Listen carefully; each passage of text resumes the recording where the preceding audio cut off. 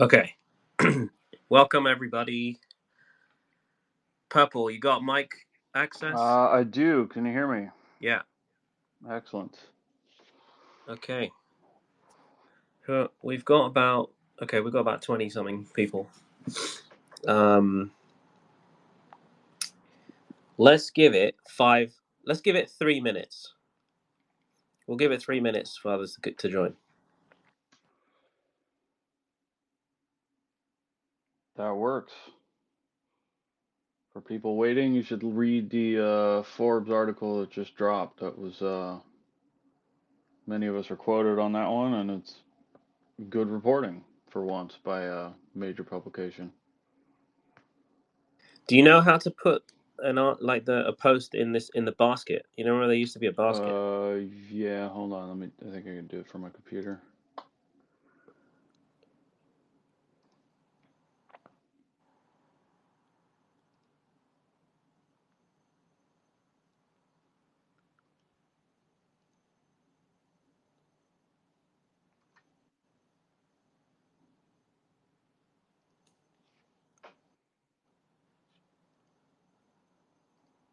I'll try this captions thing.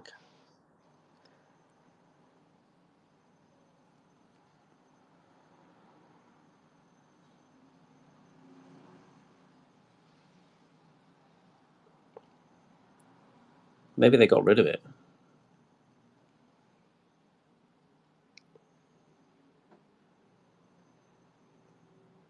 Yeah, the only way you can like post stuff, I posted it on the when you posted for the spaces to start.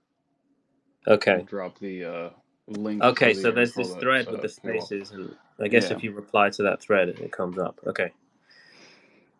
So if All people right, have cool. questions, you could throw it in there, and I'll try to answer along the way here. All right, um, let's begin by giving everyone a summary of where we're at with the case. So, in the scheme of how bankruptcies roll out, Purple, how would you explain where we're at right now? So right now we're in the place in the bankruptcy where they're trying to get the disclosure statement approved, and that step is needed before you can actually start a vote. So in order for that to happen, all of the objections need to be heard and settled by Dorsey. That would be during the hearing on the 25th. So we got a couple weeks, and there are major deficiencies in the disclosure statement and the plan. I'll get into those, but assuming in a normal scenario where you have a disclosure statement that's approved, you can start voting thereafter. And in this particular case, the debtors actually filed their timeline for that, and the voting based on the way they are trying to schedule it. I forget the exact date that it starts, but mid-July and would end by August 16th. At that point, they would tabulate the votes, and they would then have a confirmation hearing. I think it was October 7th is what the date was. I'd have to open that document again. So give me a couple seconds, I'll find that. But at that point, if you got through the disclosure statement, had it filed and approved, got through voting with an approval, and then you got to the confirmation hearing in October, that would put first distributions to convenience class creditors of 50K or less sometime within 60 days of that. I still think that is an aggressive timeline for a number of reasons. The most pressing of which is that there are some very serious objections to both the disclosure statement and the plan that we can go over today as well. But that's our general timeline that we're looking at. Okay, so just quickly summarize. In order for us to get to an October confirmation, how long does confirmation hearings usually take? I mean, it's a singular hearing, so assuming all objections are heard during that hearing, given how contentious this bankruptcy is, I would guess that that hearing would be a long one that could take multiple days. But after that point, if Dorsey approves the plan over any objections or any of the objections modify certain last minute things on the confirmation hearing, you would have an October confirmed plan. But that's a Okay, big if. yeah, okay. So in order to get to October, because that's by my calculations aggressive, what are Yes. the what are the other pieces that need to fall into place? So the vote needs to, first of all, the voting procedures need to be established. and that happens with Yes. the disclosure statement confirmation, Correct. right? So the hearing at the end of this month is on both the disclosure statement itself, which ties into the plan, of course, and then the voting procedure. So there's a, let's see, doc number 17,004 is the solicitation material. So it's a very long document because it's like 300 pages and then there's a red line behind it. So it's about 600 pages, but it's basically the package that every single creditor would get in order to vote depending on their particular creditor class. So, assuming that is approved, right? I think this hearing on the 25th could take multiple days as well, given how many objections there are and how contentious the objections that have been raised. But assuming you got to um, an approval on the disclosure statement, on the solicitation materials, they would be in a position to start voting thereafter. Voting in this particular case should take at least 30 days. There's no statutory minimum or maximum from a voting period, but given how many creditors you have around the globe, it makes sense to have more time to make sure that votes can be cast for the plan or against. And at that point, then it will take some time to tabulate the votes and get to probably a September timeline where they'd even have an ability to state what the vote was. Um, the other things that will happen in this case is they still need to file a plan supplement, and one of the objections will go into that kind of outlines that the timing of that is problematic because as we've seen with these debtors, they file things at the very last minute, and the plan supplement could be where they add a lot of the details that some of the objectors have raised have been missing in the plan and the disclosure statement itself. But according to the debtors, they want to file the plan support deadline on August 9th, 1 week before the deadline for voting, which would be 1 week after the examiner's report the part two has been filed. So that's a problematic timing because, in effect, that could have material information that would give people an understanding of what they're voting on, yes or no. And if voting starts in the middle of July, um, that leaves kind of a problematic way to run a vote because all information should be out there for creditors to make an informed decision before they vote, not in the middle of voting. And what they're probably assuming is that most people will vote quickly, where there's 3 weeks before this important plan supplement is filed to the plan and disclosure statement itself. So it's a problematic timing on that to begin with. And then as they lay out in the timeline that they write in this exhibit, that the confirmation hearing would be October 7th.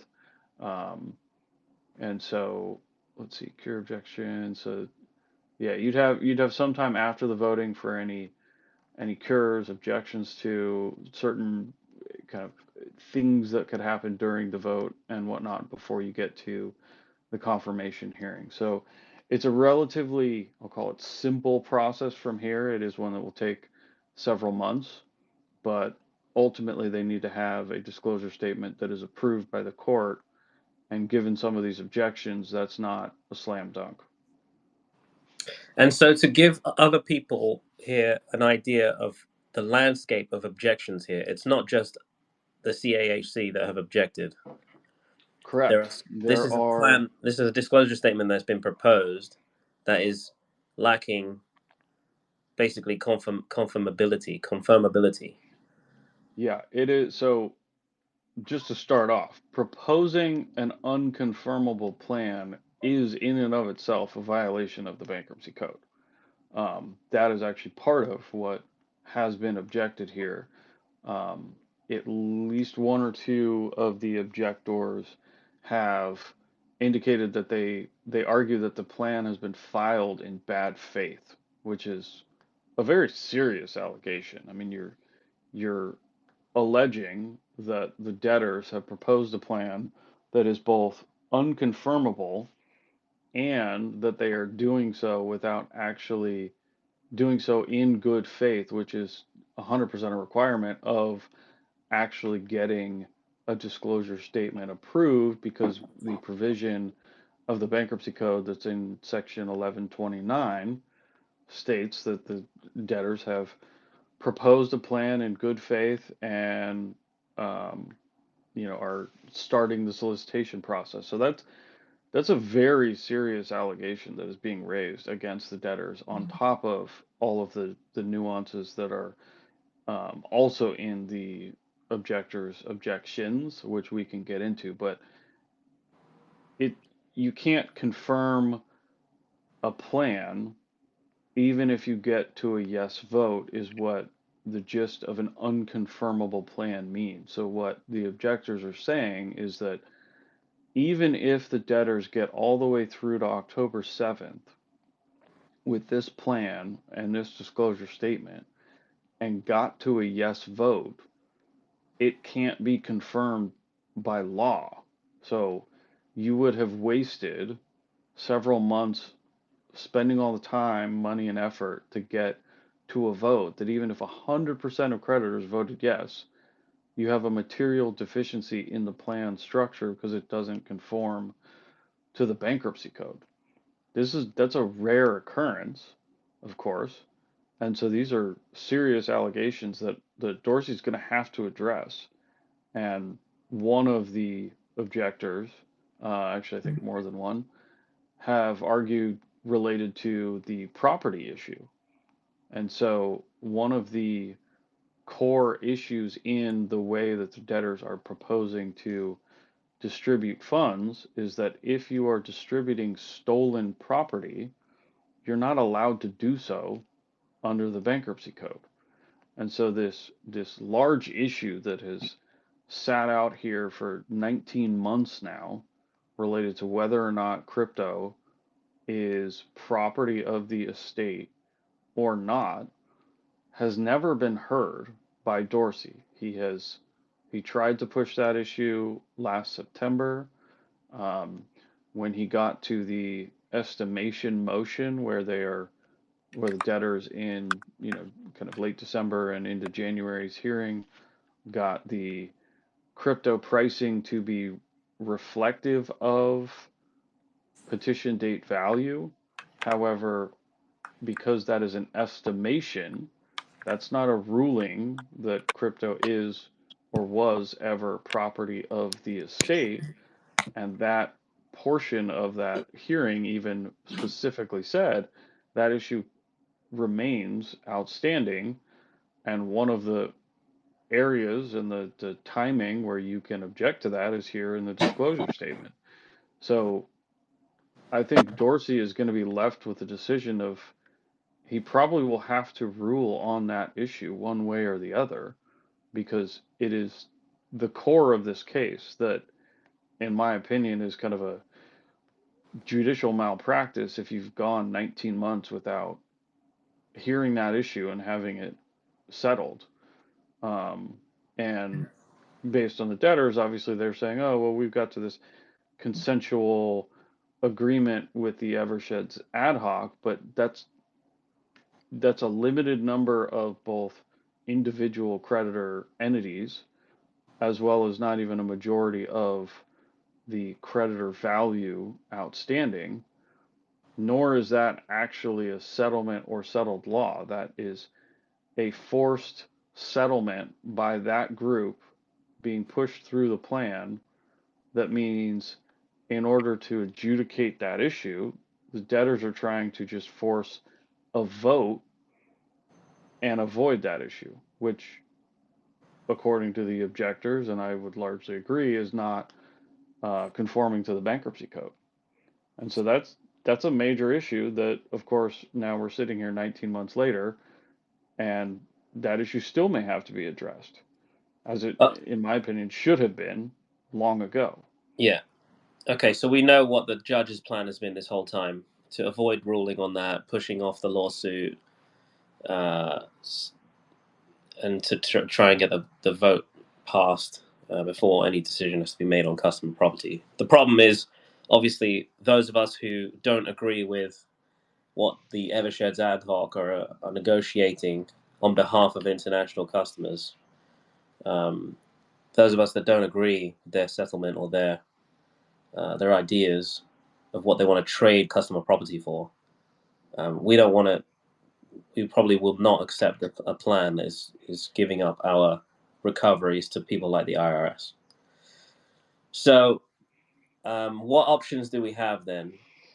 As in, we've the CAHC. We're a group of 1,700 customers now. We got about 10% of the overall liabilities in the bankruptcy. We're the largest single group by a long shot. We don't want to give up our customer property rights. We filed litigation. We filed an adversary proceeding, which is, it's a lawsuit within the bankruptcy to ask the judge to rule on this issue, or at least give us a 9019 settlement, in which case we would give up our customer property rights in return for whatever else they propose. So some people in the bankruptcy, some customers often ask like, "Oh, but there's no coins left. So what are you fighting for?" And are you then just taking money off of other people? But that's not a narrative. That's a narrative that the debtors themselves are trying to push on us. So that is not what we're doing Correct. here. So, to give everyone some clarity on a couple things. So, first, if customer property is, or if customer coins are determined to be customer property, it isn't a case of, oh, well, you're taking value from USD and you're giving it to crypto holders. Obviously, if you negotiated something to that effect, you could, but that's not actually what would happen in practice. The thing is, you have about, in the debtor's estimation I'm going to use the high estimate because I think it's the most realistic here, actually, of 16.5 billion of recovery. You have about $3 billion going to non-customer entities or creditor classes. So you have the admin priority, which includes part of the IRS and includes, payments to the professionals, and obviously the professionals here have made a stupid amount of money from even bankruptcy terms, but we'll leave that aside for a moment. Then you'd get to the customer class. After that, you get to the non-customer class. So what a ruling on property would do is actually allocate more of the non-customer waterfall back to customers, because you can't distribute customer property to a non-customer claimant. That's one of the multiple objections that exist on the docket for the disclosure statement. So you have about 3 billion that would be partially reallocated to customers. So what that in theory would do if you filed this plan would be that all of that goes to customers. So USD holders would get their $1 back for sure. Crypto holders would get their $1 petition date value, and then whatever remains up to what's called subsequent new value, which would be essentially if you stole 1 Bitcoin from me, you're not paying me back just under 17K, you would be giving me a claim for nearly 70K.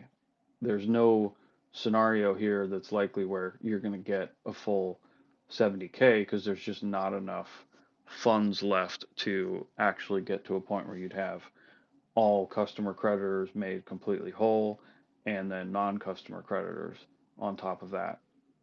So one of the ways that could be negotiated would be going back to hypothetically the 90-10 split, where you would then have customer creditors getting more out of the bankruptcy, non-customer creditors getting less, and obviously there would be some contention to that because you'd have some objectors from the non-customer group who would try to argue in theory, oh well, petition date holds, the issue becomes, though, that is not settled law, and that creates a big issue in terms of the plan. The other issue that happens with this particular plan as well is the concept of post-petition interest doesn't actually conform with the bankruptcy code. And while I'm obviously an advocate for creditors to get the most amount of money possible, my concern is that the structure of giving post-petition interest doesn't conform to the code, which means that it has the potential to not be able to be confirmed because anyone could come and object. People are objecting to the disclosure statement.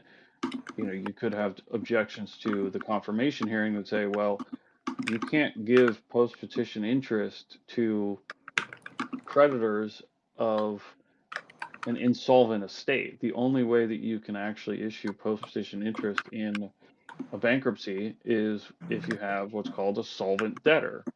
And clearly the debtors here aren't solvent. And based on the government actions like the CFTC $8.7 billion claim, there's no way they can be solvent at this point. And so they're issuing post-petition interest absent a solvent debtor, and Judge Dorsey, if he was faced with an objection to that fact, would have to rule against it because the code doesn't allow it. Right? So even on the estimation hearing in January where he said, well, my hands are tied, the code is what the code is, and he's technically right because under an estimation, the debtors could do that. However, he's not ruling the petition date is law at that point. He's ruling that the debtors are allowed to estimate a petition date value. So it was kind of a sneaky way of getting petition date to stick for as long as possible while avoiding the issue that they've kind of patently avoided for this entire case. And so I And think that issue. we've seen with Genesis that the petition date thing doesn't even stand anyway, right? Yeah, and there's been, both in kind and certainly in Genesis you have one of the the thing about like Genesis is you had multiple types of creditor class compared to FTX, which was more of, a homogenous group because you didn't have the same like earn and lend and all these different structures that customers could have at some of these other crypto bankruptcies where FTX was, its terms of service were pretty straightforward, right? So the debtors breached the contract at a minimum, right? So saying, oh, they don't have the coins, they don't have the coins, yeah, that's true. That's what happens when you misappropriate. But that doesn't mean that because they don't have the coins that you're forced into petition date value. Petition date and dollarized recovery is a bankruptcy code structure specifically for assets of the estate, right? That's been the big kind of, in my opinion, gaslight for the majority of people is that, oh, well, yeah, bankruptcies are always dollarized, bankruptcies are always petition date, but that's because in, say, a typical bankruptcy, maybe you have a building that the company owns. Well, you're not going to distribute out a building to creditors, so you have to turn that into dollars. And creditors didn't own the building, the company did, but the company owes money to creditors. So you have a scenario here where FTX structurally should have been more like a lockbox where the terms of service said, hey, I'm going to hold your property and it's on me to not lose it, misappropriate it, violate the very terms of service that you as creditors and the company FTX agreed to. And so customers who had their property stolen should be able to file and lob a claim for the full value of their stolen property, even if the estate doesn't have it. I've used the example before of like gold bars in a lockbox, and if the bank blew up, the bank can't just say, "Oh, well, yeah, sorry, gold was this price on that date, so here you go." It's like, no, you were owed a gold bar that you, the company, inadvertently blew up through, in this particular case, crime. Theft, fraud, misappropriation. Obviously, SBF was convicted beyond a reasonable doubt of stealing customer property. So here you have a bankruptcy plan that doesn't even match what a competent court of law says, oh, well, customer property was stolen. And the debtors here turn around and say, well, yeah, sorry, your stolen property from that case, oh, don't bother with that because the bankruptcy code says this is our property. I mean, logic and the bankruptcy code don't actually conform to that. So it's been a miscarriage of justice, in my opinion, of how this bankruptcy has unfolded because of that very issue being avoided for as long as it has been in this case. And you didn't have that issue with Celsius and other bankruptcies where it was front and center. And I think if I recall correctly, Celsius ruled on this issue in like November or December of 22 after it had filed in July. So it was quick in bankruptcy terms for that issue to be dealt with, raised, and settled by the judge there. Here you have 19 months in and no ruling on it because every time that has come up, which is limited, has been punted. And that's largely because of let's say, the Evershed ad hoc group cutting a deal last August and allowing the ruling for Galaxy to be able to sell and hedge crypto, which had a basis in being able to monetize and de-risk some of the assets that were held by the estate. But obviously, that provision has been, or that motion has been abused, in my opinion, because I don't believe that the debtors actually had authority to sell the quantity of locked SOL that they did, because the agreement itself that's approved by the bankruptcy court did not say they were allowed to do that. But unfortunately, they did it anyway. Okay, so we started this by saying, like, what are our options? Now the judge told us, okay, like the first time we objected in September or November or something, October, when we had Simon and Pat come on the Zoom Mm-hmm. and explain the case, that we were not willing to give up our customer property rights. The judge told us to basically go hire a lawyer and come back and file an adversary proceeding. Okay, so we did that. We came back, we filed the adversary proceeding. Then the judge said, well, there was the Anthropic sale hearing, which we objected to, saying that's been fully traced to customer property. At the very least, that capital, that money, proceeds should be side pocketed for customers. Now, what's happening with our adversary proceeding? So what the debtors are trying to do is stay that that hearing and that issue so that effectively they're trying to make it a moot null point by the time it actually can be heard, because But what they're trying to do has it been stayed? it I'd have to go back and look at the exact hearing and the docket, but the issue was stayed for some period of time for the adversary. That doesn't mean that it can't raise its head in a different way, which is what's happening now with the disclosure statement objections from those same parties in interest. Okay, fine. Um, So so our it's lawyers gone and made this objection, and so basically the judge has to sort of revisit this issue yes, now. and they raised it in a way that is, in my opinion, appropriate, because without doing so, you can't confirm a plan because you have this open issue that the debtors have been trying to avoid. Okay. Now the other week we got together with the class action um, lawyers to coordinate, what they were doing with their objection. So and they shared some insight on this disclosure statement process, whereby basically the only thing it's very easy for the judge to object to things that are related to the plan, and the only objections that he's going to uphold are ones that are that make the plan appear to be unconfirmable by law, right? Correct. And the result, if I remember correctly, the lawyer was saying um, the way these things play out is that S&C would call up our lawyer and say, okay, look, either one or two things. He said, one is, okay, yeah, you're right, this part of the document is incorrect, so let's correct it. And or if they disagree with what we're saying, they have to disclose, the topic, and say, like, this is what these class action guys are saying, this is what these CHC guys are saying, we disagree, but at least the information is in the disclosure statement.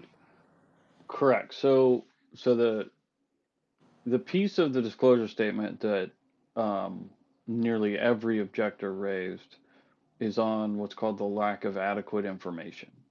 And so the disclosure statement itself has to be a complete, let's call it. So it needs, some of the objectors raised the fact that, there's nothing said about the Binance lawsuit.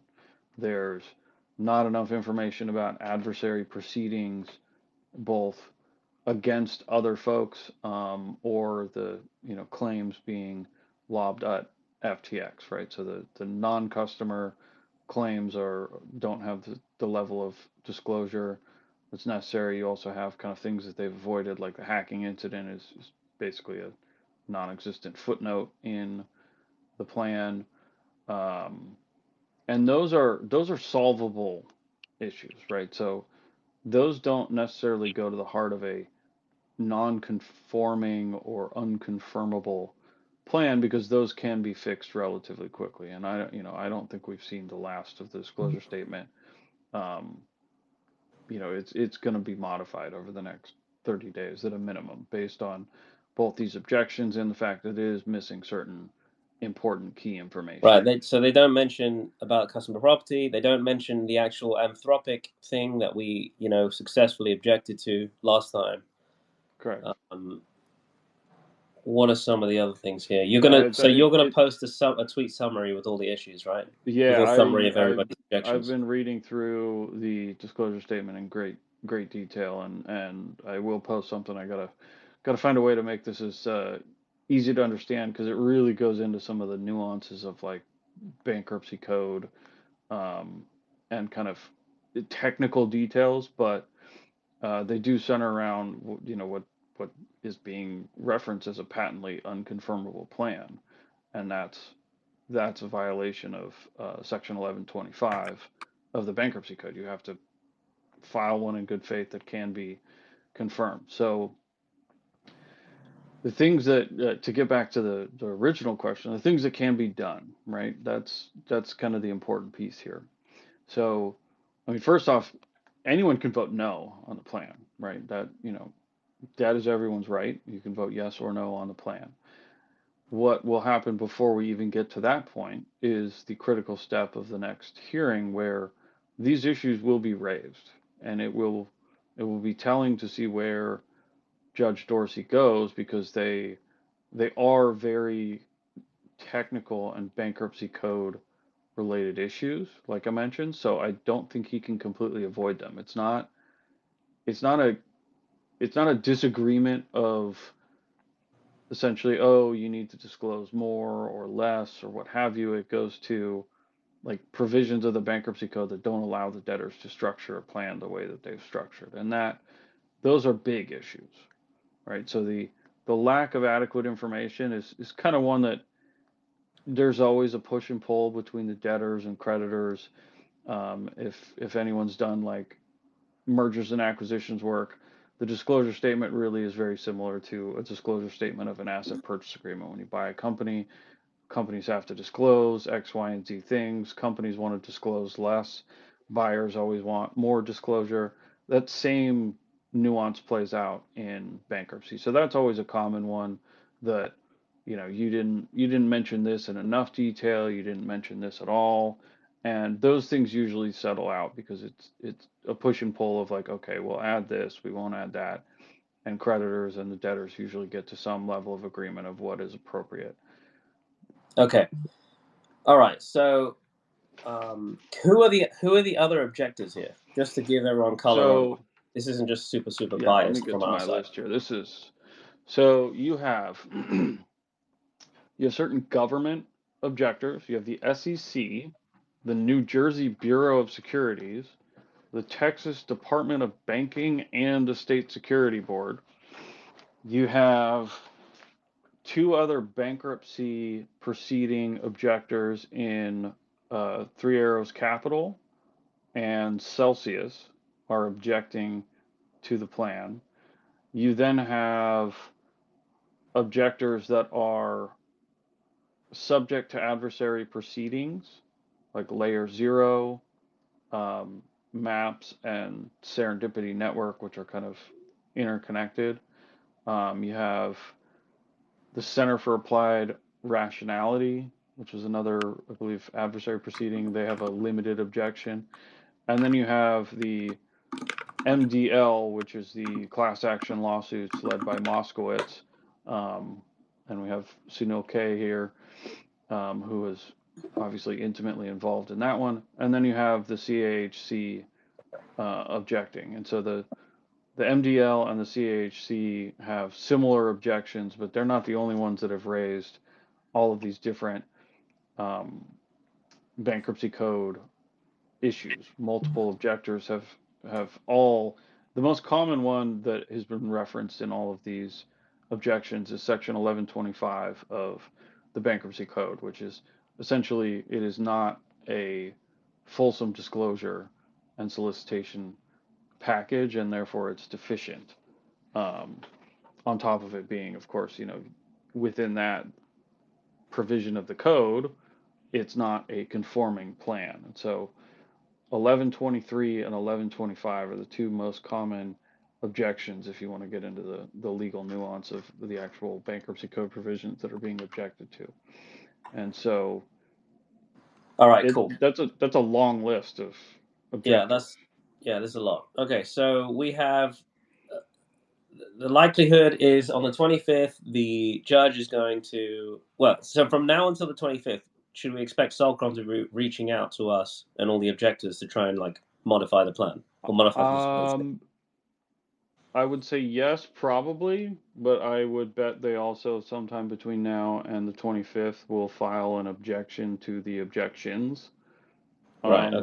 It'll probably be a bunch of gaslighting of like, this is what the bankruptcy code allows. The Eversheds ad hoc has consensually agreed. They'll probably argue, the nonsense of like, oh, well, claim buyers have always assumed petition date value, therefore it's fair, which doesn't doesn't count for the law or the bankruptcy code. So I would Right. expect some level of the same kind of BS that we've seen in a lot Okay, of the so objections expect to more date. bullshit to come through, and then the judges ultimately they may delay the thing by a few days. You're saying so then the disclosure statement and voting procedures will be probably greenlit by the end of June. That is possible, yes. The big issue becomes the structural pieces of the plan. It would be highly dependent on if there's no consensual agreement by then to structure the plan in a way that is a confirmable and allowable by the bankruptcy code, then it will take longer because that actually is going to need some structural changes to the plan that would require negotiation among all the parties in interest. That would include the Eversheds ad hoc group, the UCC, and the objectors in the MDL and CAHC coming to the table and saying, okay, this is what we can agree to. So that could take a while. And I mean weeks, right? Not like months and months, but Okay. there could be a requirement, especially if Judge Dorsey issues a ruling that says, yes, this plan and disclosure statement does not conform with the bankruptcy code. You need to go back to the drawing board and make some adjustments, and then they would file a red line of the plan modified to what all these parties agree is is acceptable and within the bankruptcy code, and then it would be back to Judge Dorsey. It doesn't necessarily have to have a hearing at that point, especially if it's a consensual negotiation where they're filing a red line where all the parties are in agreement. Dorsey would greenlight that after any, other parties could take a review and appropriately object or not. Like the U.S. trustee might have like small language changes, but those don't necessarily need a hearing. So, All right. so realistically, it could be delayed by a month Right. if these objections are upheld and requires a material modification of the plan structure because you'd have to go Okay. back to all these different parties. Yeah. So the one that the MDL's class action guys told us that was patently against the law was that which is actually I find this like quite disgusting that they tried to buy themselves a release from the class action by Yeah, saying that any recoveries you get from the class action against the Solcrom will be counted against your recovery, will be netted off against any recovery that you get from the bankruptcy. So, yeah. which is insane. That is what's called the anti-double dip provision. And the way that this was written is, in my opinion, not conforming with the bankruptcy code because it's not the same. It's a wholly separate pot of recovery for several things that the class action claimants have And filed John against. Ray in Enron sued the lawyers as well, and like that was one of the I big wouldn't give problems. John Ray credit on Oh, that one sorry, he because that didn't was do it. Yeah, actually before him. yeah, But yes, the Enron estate did file actions against the lawyers. There was also class action lawsuits against folks who were enablers of Enron's accounting fraud. So J.P. Morgan, um, you had Vincent and Elkins was the law firm that represented Enron pre-collapse. They were sued. They settled. Vincent and Elkins didn't completely go under as a result of Enron, whereas Arthur Andersen, the accounting right. firm, So did. they're well aware that in bankruptcies where there's fraud, a huge pocket of recovery is actually these class actions. And so that's one big thing that they're trying to hide, that there's no additional recovery when there actually Yeah, is. they're Then there's trying. the whole then there's the whole like $400 million of ETH and Bitcoin that was stolen on the day of petition, which is now worth over $1 billion, according to Elliptic, who tracked the funds. Um, that's now over $1 billion of our money. Um, that the DOJ has the hackers in custody, so the funds. It's difficult to believe that the funds are not actually in custody as well. Um, It should and have a legal basis for them to go after it. So right, like they seized the Robinhood shares, they seized cash that was held on other crypto exchanges in Sam's accounts. I think even one of them was in an account that was technically in FTX's name, but the DOJ converted that all to cash and is going to distribute that through the plan according to the debtors and according to what statements that were made during Sam's sentencing hearing. okay, But so now just and also notably for absent context, is. $1 billion worth of recovery is 10% extra for every creditor. Hmm. So there's $1 billion of coin there that should be coming to us that they're hiding, and John Ray has marked it to zero in the plan specifically, right? Is there in the in disclosure statement? Yeah, and the basis for that has never really made sense to me because the argument was that, oh, it started pre-petition and continued shortly after the filing was made, but that's kind of nonsensical, right? Like bankruptcies go after things that were done pre-petition all the time, right? The issue becomes, okay, well, that hack and those stolen funds occurred on the debtor's watch. And that's the issue that it feels like they're trying to avoid. And just saying, oh, we're going to estimate it at zero is nonsensical. The DOJ now has charged the exact folks who stole it. So why the disclosure is not saying, hey, we can't go after this money ourselves because now it's in a judicial process led by the FBI and whoever is prosecuting those hackers, and that the disclosure statement should say, to the extent the bankruptcy court can recover those funds is predicated on whether the DOJ is able to successfully prosecute, secure those funds, and then distribute them back to the bankruptcy court to victims, right? So that part just doesn't make sense at all to say, oh Okay, well, it's we zero. got one question in the Telegram chat about Sure. asking about stablecoin versus check distributions. Yes. So this is an absurdity So of that was actually brought up in our objection, I correct. think. Right. So the debtors, the only thing the debtors have done, right? So this is an absurdity to me because why you would not distribute in stable coins is nonsensical, right? Checks are a non-starter, and I don't mean, like there are many people out there who cannot cash a US based check in their own countries, regardless of it being crypto or not. So the only thing the debtors have done now is one paragraph added to the plan that effectively says, oh, well, we'll look into it. There's no guarantee. They're just saying, oh, well, we're talking to different folks, and at least based on the fee statements, it looks like they're only starting that effort now. And so that is a major issue in the plan for lots of creditors, right? So there's also a potential for the Bahamas to solve that. Yet to be seen. Unfortunately, the Bahamas has not had as many disclosures or press statements or clarity coming from their side of the bankruptcy.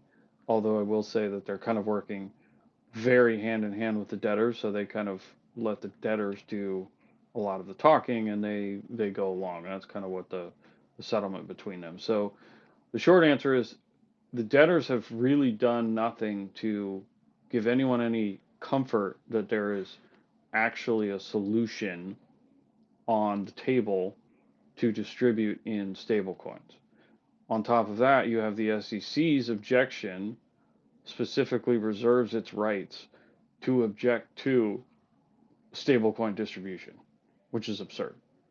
Um, it should be an in-kind distribution. I mean, if that shouldn't be like a contentious issue in this case. If you're distributing something in dollars, um, if someone deposited with stable coins, it should not be an issue to return that back to creditors. The other objection on distributions, the way the debtors are doing it, is it's a forced conversion, and that has potentially onerous impacts on individual creditors depending on your country, right? So some taxing authorities around the world will say, okay, well, you're getting dollars back even though you had Bitcoin. That's a taxable income event. So you could have many creditors out there who are getting taxed on getting recovery of their own stolen property, which is absurd, but the tax code is very complicated. But the debtors here have essentially done nothing that really accounts for the situation that will happen for international customer creditors, because at this point they're focusing mostly on the Eversheds ad hoc, which US is a group of based claims funds buyers. who Right. don't So I have that sat issue. down. Yeah, I sat down with one of the larger claims buyers about a month ago, maybe less. I think 2-3 weeks ago, and it gave me some insight onto like how this plan came about. So basically, the debtors have a lot on their plate, and they have to basically focus on things that the creditors care about, and in this case, the largest creditors are mostly these claims buyers. So they've purposefully ignored us. They said that they have no intention to invite us to negotiations, even though we have 10% liabilities. But the second and third largest creditors are these claims buyers. So there's a tester and there's Farallon, and then it goes down the list. So essentially, what I learned from that meeting is that they are in control of what goes into this plan, and they want everyone to get scared, or they want everyone to think that recoveries are low, are going to be as low as possible, right? And then once everyone's sold their claims, so they're very like what do you call it? Positive about um, checks in the mail, right? So they want checks in the mail. They don't want stable coins, um, and they want withholding tax to be unclear, which has been very ambiguous in all the documentation so far. And it's so that they can scare people into selling their claims. And once enough people have sold their claims, that's when they start to get involved in the bankruptcy and start turning the screw and putting the pressure on John Ray to increase recoveries. So it's like a standard strategy that the claims buyers use, the distress funds use with every bankruptcy. So a lot of the guys and girls here in the coalition chat are considering selling their claims. I would say, look, if you don't really need the money right now, you should not sell because there is still significant upside. There's areas of recovery that are not being reported, and the distress funds know about these. Uh, Yeah, I mean, if you look at just Binance and the hack yeah, event, the right? So Binance one. So yeah, that was the one where the article came out today on Forbes, where we got the author to question the estate about Binance. Like, how come the largest area of recovery, the most slam dunk case, open and shut like clawback, we haven't heard any movement on any litigation in that regard. So it's like 20%, an additional 21% recovery for every creditor, and we haven't heard any movement on that. Nothing in the disclosure statement about it even. So, correct. and their response was, "Oh, it's up to the debtors when and how and if we want to pursue litigation, and we haven't decided anything about Binance yet." Yeah, which is, I think, a placated answer because if they were going to go after Binance, they could and should have done a lot of work on analyzing that transaction and how you bring that because that's a fraudulent conveyance action. You have Sam's trial indicated that I believe it was like 1.1 of the 2.2 uh, Professor Easton traced to customer funds. Even if you didn't have that as customer funds, the argument would be that FTX and Alameda were insolvent at the time of that transaction, and therefore it was a fraudulent conveyance, even if it was done with money that was technically in custody of Alameda, even though that was only half of it. So I think at a minimum there is some action that should be brought, right? I would never expect 2.2 to be the full recovery on that. There's obviously some level of a settlement. However, more than zero under a settlement is very achievable, given that Binance is a very large company and they're going to pay something just to have it go away. But the fact Well, that the CZ debtors came haven't out brought it, on TV and said that we would be absolutely fine if we had to pay $2 billion to FTX. yeah, I mean they're sitting on, I mean the value of BNB alone right now is massive. So even if they liquidated some of their own holdings to have to pay Yeah. something, they Uh, certainly would. There's still time technically to bring that lawsuit. So, to your point about the claim buyers, that's another thing that could drop after. And ultimately that's, one of the things that the right. claim buyers may know that is in the works. Certainly they've been getting a lot of inside info from the debtors that is not being shared publicly. And, ultimately that could be another piece of recovery that the debtors are not disclosing, but the attester and Fairlawn and all these other large claim buyers may be in the know of, oh, well, it's in the works, and that's another pot of recovery where if they're buying claims on petition date value plus some, amount that goes over 100% right now, well, that's another, call it, if you're lucky, another billion plus of recovery that would add to that mix that is not currently baked into the disclosure statement. And And and Paul material. Hastings are also conflicted on that one too, right? Because There's normally in a bankruptcy, the UCC would be the ones pushing for some action. But obviously now the UCC's lawyers are also conflicted on that Binance issue because they were the ones who structured the FTX Binance deal. correct. Unfortunately, this entire case is fraught with perceived conflicts of interest, and that's one of the areas that the examiner is at least looking into from Sullivan and Cromwell's standpoint. That was actually something that Paul Hastings didn't disclose to the UCC during the pitches when we selected our lawyers.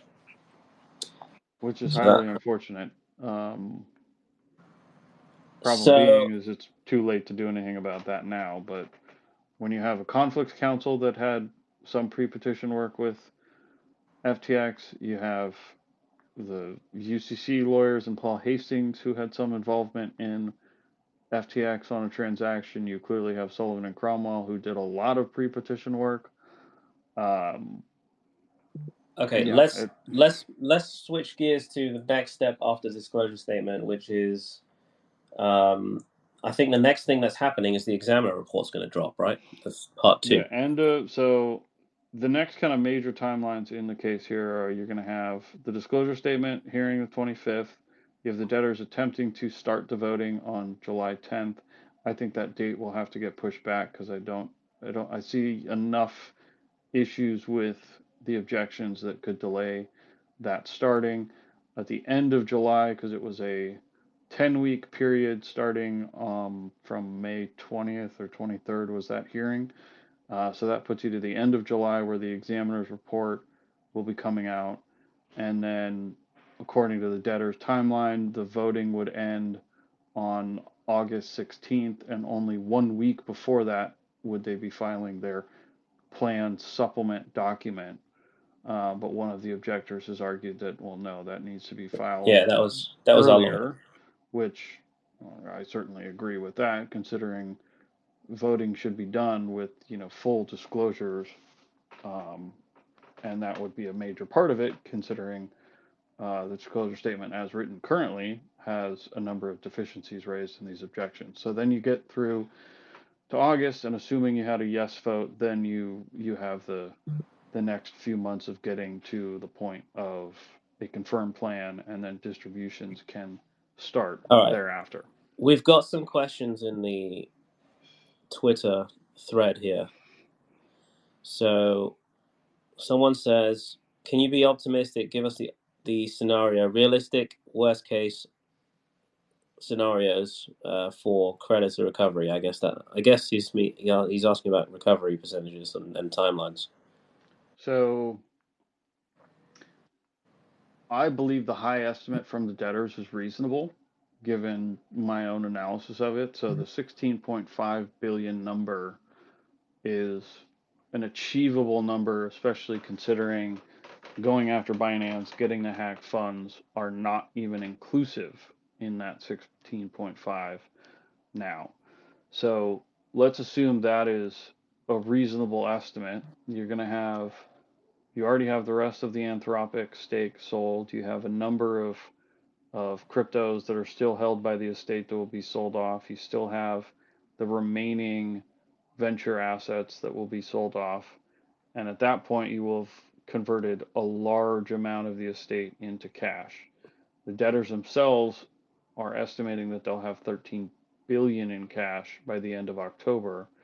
And so, assuming you got this plan confirmed, they have committed to a timeline on convenience class distributions being 60 days after the confirmation hearing. So, assuming the plan was confirmed in October, that would be year-end distributions for anyone who has 50K or less.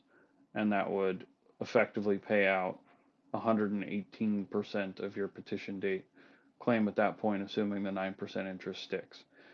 Given that the debtors will have, according to their own math, $13 billion, that should include a very large distribution to customer creditors in the first distribution. Um, I think the debtors are going to hold back at least $1 billion in cash, both for the plan itself estimates 400 something of a wind down budget. You're going to have the 20% of fee holdbacks. So the debtors have already billed $700 million of professional fees. There will be probably another 300 by the time, this year is up. And so 20% of that would be $200 million that they'll hold back just as a fee reserve. On top of that, they'll have a contingency reserve, and I'm guessing that would be another couple $100 million. So all in, I'm expecting pretty much $1 billion of holdback. And if they had 13 plus of cash by the end of this year, that in theory would mean that they could distribute 100% of petition date value to customers or thereabouts. Then you have the non-customer group that would be paid out something probably around the same time. I think the distributions will probably, given the number of folks these checks in the mail would have to go out to. I think you're going to have convenience class go first, shortly after that, and I mean by like a month or two, just for like the administrative hurdle of getting all these things teed up. You'd have a large distribution to customers. You'd have some percent of value be distributed to non-customers, especially with the claims that have been settled out, right? So you have BlockFi, for example. If there's cash to pay BlockFi in the waterfall, they'll start paying that because it will stop the interest accruing on that claim in particular because they are owed post-petition interest based on their settlement. And so I think by this time next year, they should be able to give customers 100% of petition date value based on the cash that they have. But I do think they're going to have a very large holdback. And they have to hold back all of the, the people that filed the manual claims. They have to be manually checked, and objected to, which essentially the process, I've been told, is someone has to read the manually filed claim. They have to then look it up against their records, see if it's correct. If there's a dispute, they need to file an objection to the claim. Then there's like 2 rounds of objections allowed, and it's all being handled by A&M, very expensive people. So, for example, for a claim that is $5,000, it would cost way more than $5,000 to the estate to actually handle and process that claim. So, To a degree, yes. But they've also been doing a lot of that work already, right? So claims had to be filed by September 29th of yeah, last year. but there's So 80,000 of them. correct. So, But you have like 40 something objections already to a lot of those, and those will continue, and a lot of them have already effectively been written off, right? I mean, the debtors say, "Oh, we had quintillions of claim value," which yeah, is yeah, yeah. which is just a BS number. I mean, every single bankruptcy has double filed claims, and so if you had 100 entities filed into bankruptcy, you're going to have many claims. Check every single box, and so Filed whatever 100 their times. value is times 100. And when you have someone fat finger a claim for 1.7 trillion times 100, you're already getting to the point where, yeah, you're going to have these ridiculous numbers that make no sense. And Yeah, the fact but that my that point is that wouldn't delay things anyway, right? Because they would no, just hold no, back because that money. they'll have so assuming in their number, right, they have like 9 billion of petition date value for non-convenience class. They would have what they believe already in those figures estimated what they think will pay out, right? So if there's someone who still has like a claim that's objected or hasn't been fully approved, certainly they're not going to like pay that out and then have to claw it back if they inadvertently paid someone, but they will hold some amount back within the cash that will be earmarked for those claims to pay out once they're settled. And so I'm assuming in the 9 billion number, even if they don't distribute 9 billion, they will effectively distribute and then earmark the balance that is to be paid. All right. So I think we've covered basically everything legally or to do with the case. If anyone has any questions, actually, let me read through them right now. To do why shareholder discussion? Okay, why are shareholders being ignored? Oh, that's a good question. What's happening with equity? Have they objected? So equity has not objected to the disclosure statement as of, I mean, the deadline was already passed. From what at least some of the dockets had indicated that equity holders tried to form their own kind of ad hoc group and were effectively denied. Even though, technically speaking, they have rights, they're deeply subordinated in this particular case, obviously, and so their path to getting any recovery is limited to none, especially structurally, because you have the CFTC claim that would, structurally pay out to creditors, but that's 8.7 billion of value before you would even get to equity. So equity, I think I did the math before, but it would need something like 20, I think $2 billion distributed before equity could, in theory, get $1. And so that's nearly impossible at this point. There's not enough appreciating assets or unfiled adversary proceedings out there to get to 22. Okay, there's a question about Celsius litigation admin motion for relief from stay. Do you know anything about that? That was part of their objection. I'd have to go back and look at their specific objection. Okay, we don't have anything on that. So, yeah, I wouldn't. All right, Nothing jumped Louis. out to me at that. It just it was filed in a way that sounded weird, but I don't see that as being a problem for the case. So we have Louis is asking, are there any risks to creditors getting a worse recovery from groups filing objections? This is kind of related to some other questions I've been asked, which is around like, if I vote no, does that affect my recovery? So yeah, that's a great question. The short answer is generally no, but the timing is something that could change, right? Because if you vote no, let's say let's go through a scenario of if the plan doesn't pass. So you get through a vote through August. If the plan doesn't pass, then what needs to happen is a renegotiation with all the different parties in interest to change structurally parts of the plan to get it to be able to pass. Celsius, if I recall correctly, had 2 votes in aggregate, and then the plan was confirmed. So you'd be talking about a delay of conservatively 2 months, maybe 3, to get to a confirmed plan. And so for a lot of people, yes, that looks like, oh, I don't want to wait, I don't want to wait, I don't want to wait.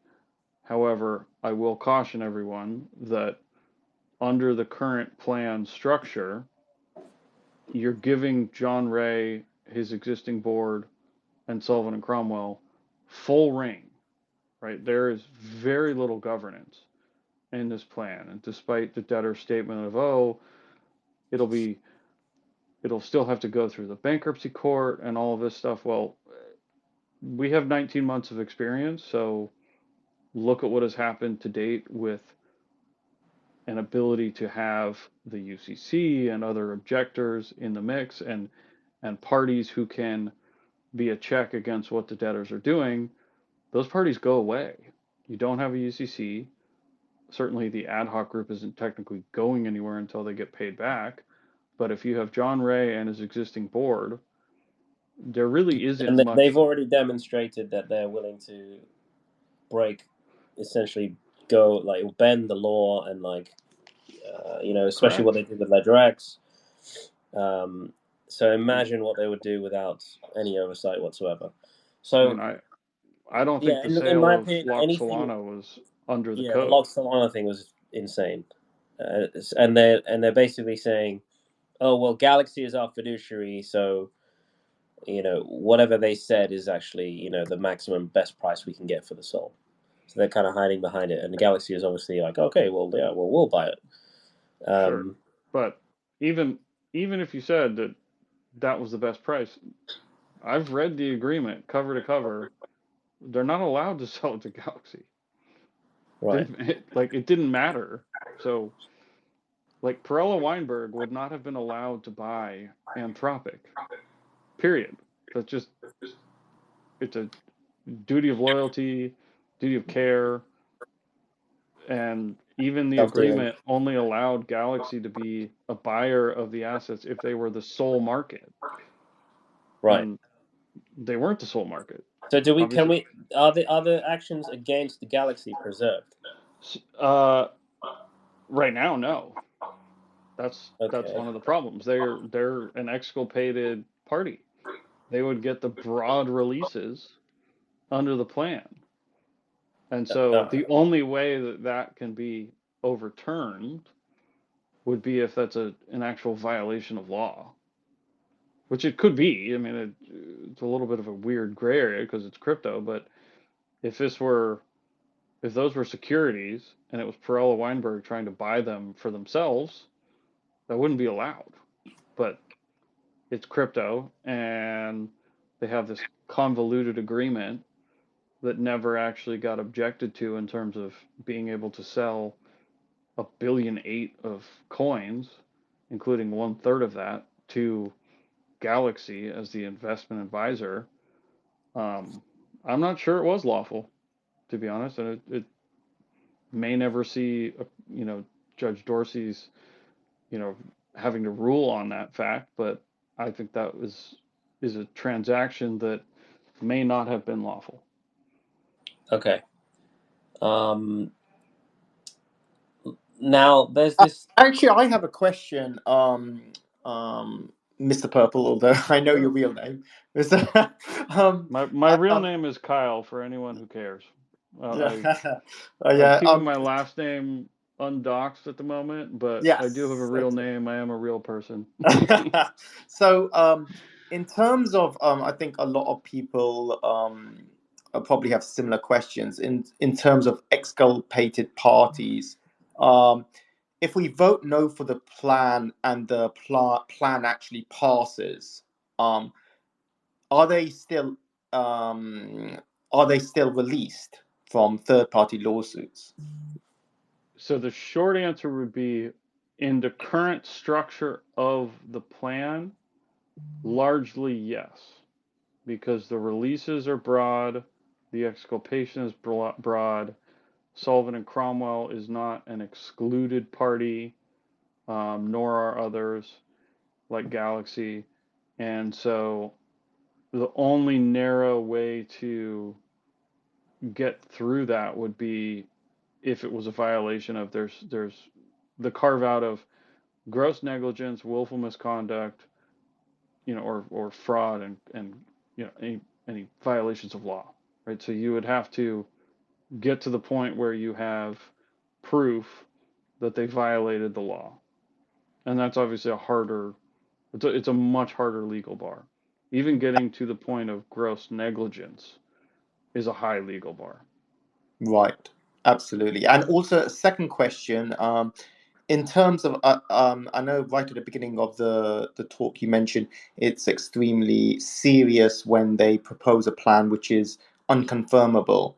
Mm-hmm. Um, are there any ramifications of this, or can they just correct it, or is there a way of either removing them or yeah, with a So we'll take that in two parts. I mean, yeah. the legal ramifications are it's a disclosure statement hearing, and so obviously Dorsey will have to rule on the objections about whether or not it's a confirmable plan or not, whether or not it was proposed in good faith. Proposing something in good faith or not is also a hard legal bar to prove.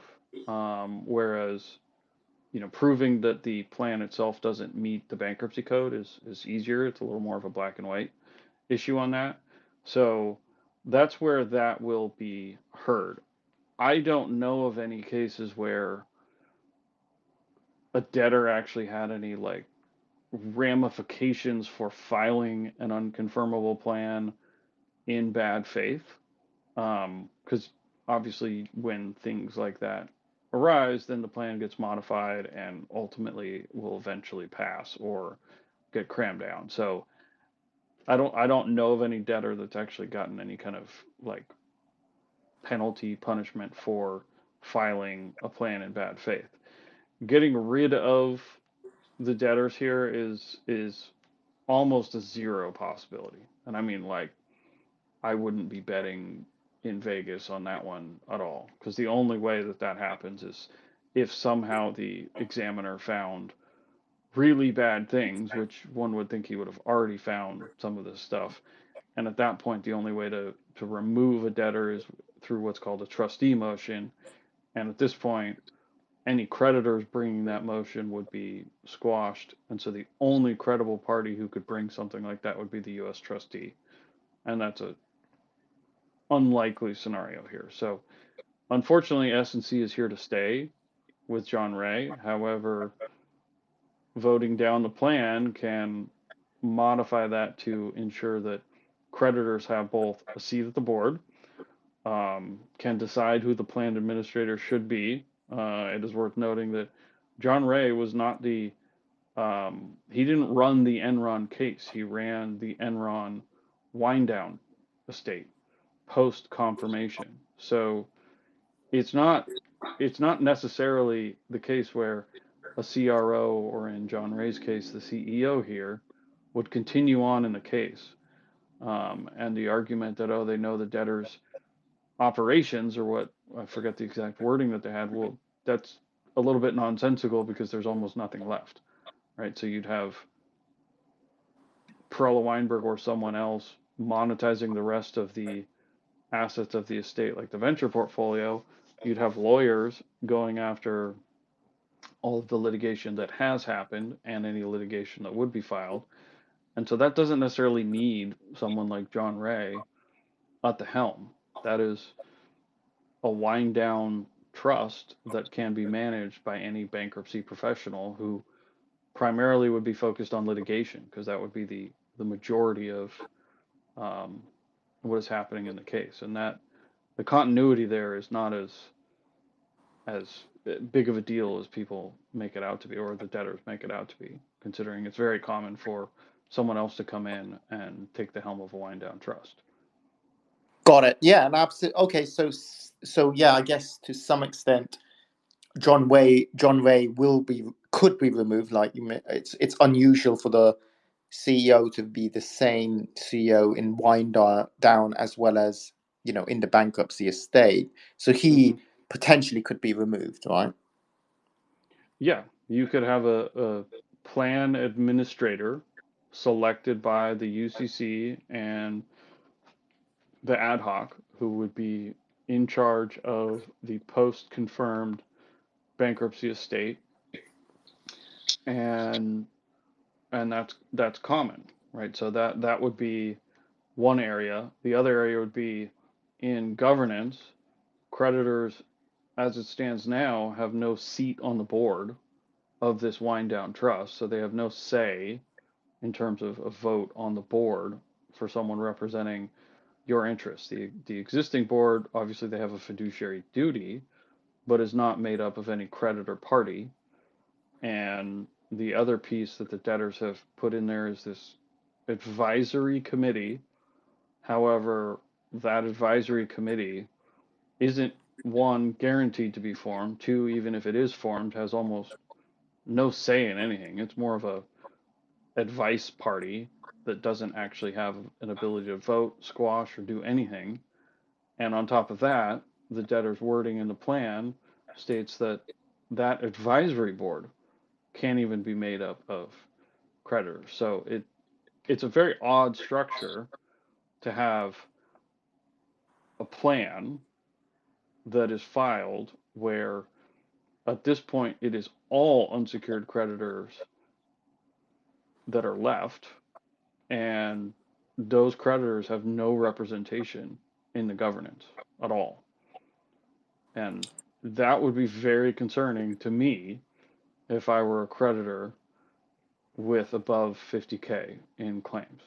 This is also very unusual according to bankruptcy standards, right? We were told that by many lawyers. Yeah.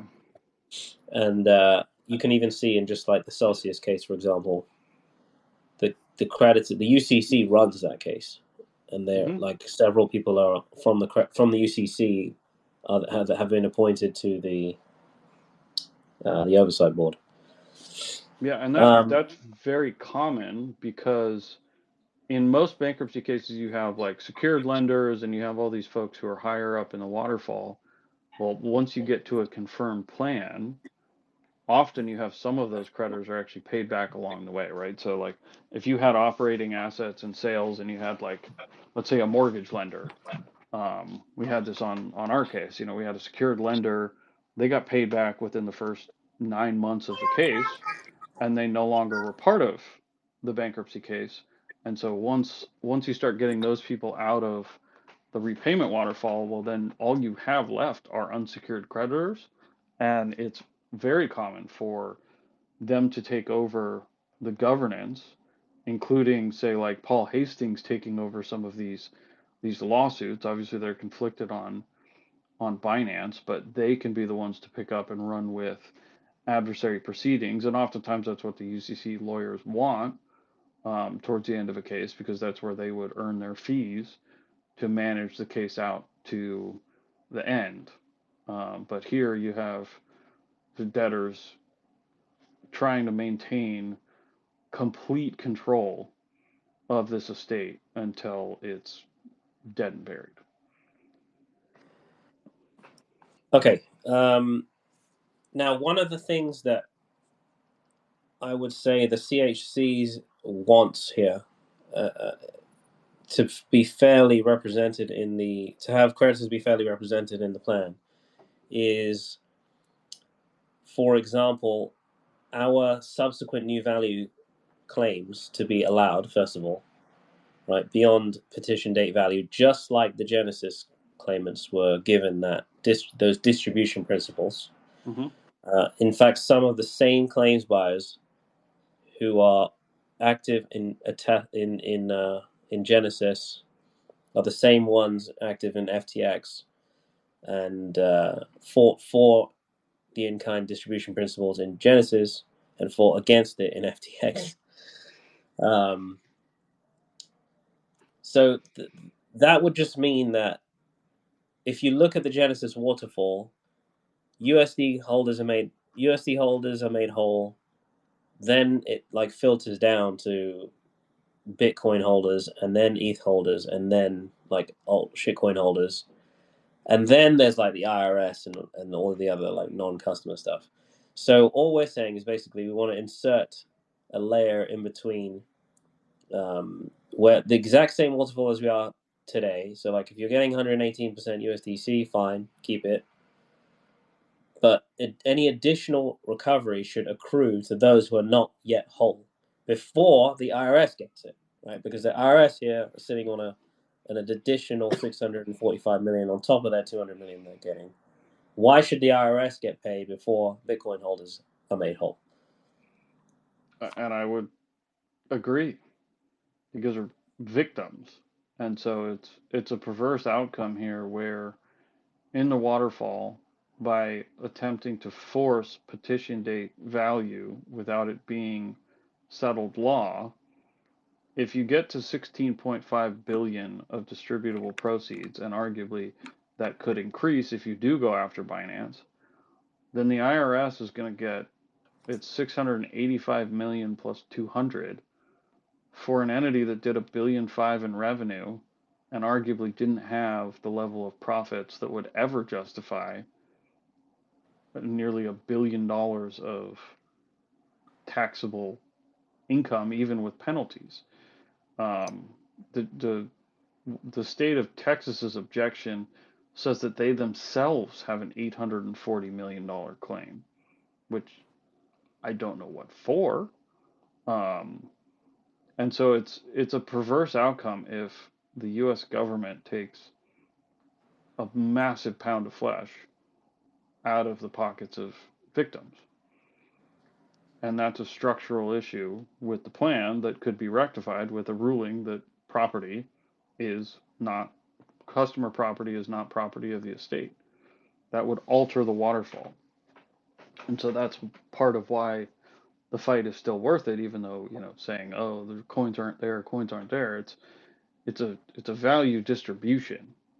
Should non-customers be getting that value? Should the IRS be getting that value? The state of Texas, state of New Jersey, the SEC, whoever? That doesn't feel like a fair and equitable outcome, nor is it one that is technically aligned with the bankruptcy code as it stands today without a ruling on whether or not customer property was that of the estate. So these are the things that,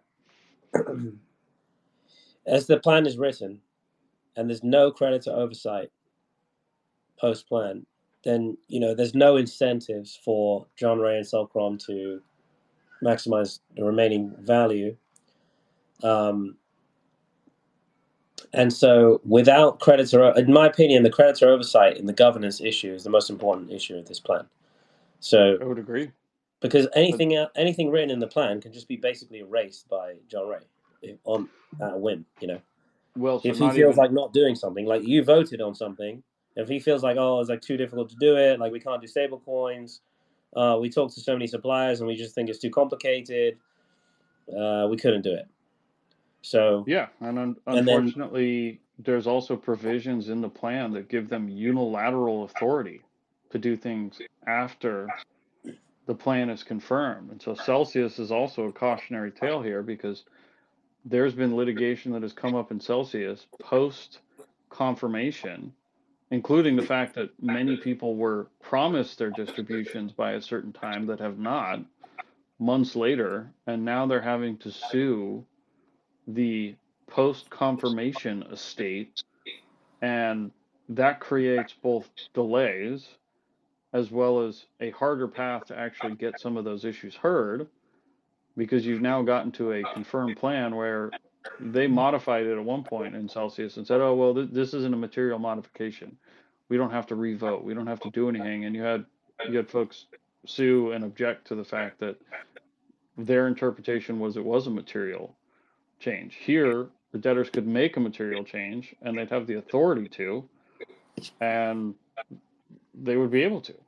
And that's a problem, right? This is nothing in this plan should give someone who has over 50K in claims comfort, because you don't know when, how much you're going to get paid back, and it could take years. And that's something you should absolutely know before you vote, and you don't have that disclosure, period. You don't know if you're going to get 100 cents in petition date value by this time next year or not. And they're being silent about it, other than for convenience class. All right, I've picked some people to come up on stage. If you have any questions, just hit request and I'll bring you up on the mic. All right, now there is something that we want to let you guys know, that we are working behind the scenes on whatever we can do to make 2.0 reality. So even if John Ray can't make it happen, there are other ways to make it happen outside of the bankruptcy. We may not get the FTX trademark until we can afford to purchase it from the estate, which is also going to be dependent on whoever is the plan admin, right? Because John Ray, as it stands, probably won't even allow the trademark to be sold. But there are some very promising things that are happening behind the scenes. We can't share everything yet, but it would involve all FTX creditors receiving potentially receiving additional recovery. And on Cool. top of that, we're working on ways to enable stablecoin distributions one way or the other, because that is a major issue for creditors in this case. So the key is, the key action for you guys, for everyone who's involved in this case, is to stick together with, stay connected to the FTX Coalition Telegram channel, stay connected to this Twitter community so that you're always in the loop. Sign up to ftxvote.com where you'll get the emails about about how we can qualify for this potential additional recovery, and we can essentially bootstrap our own FTX creditor community and start an exchange ourselves. So I got a request here from Very Little Capital Management.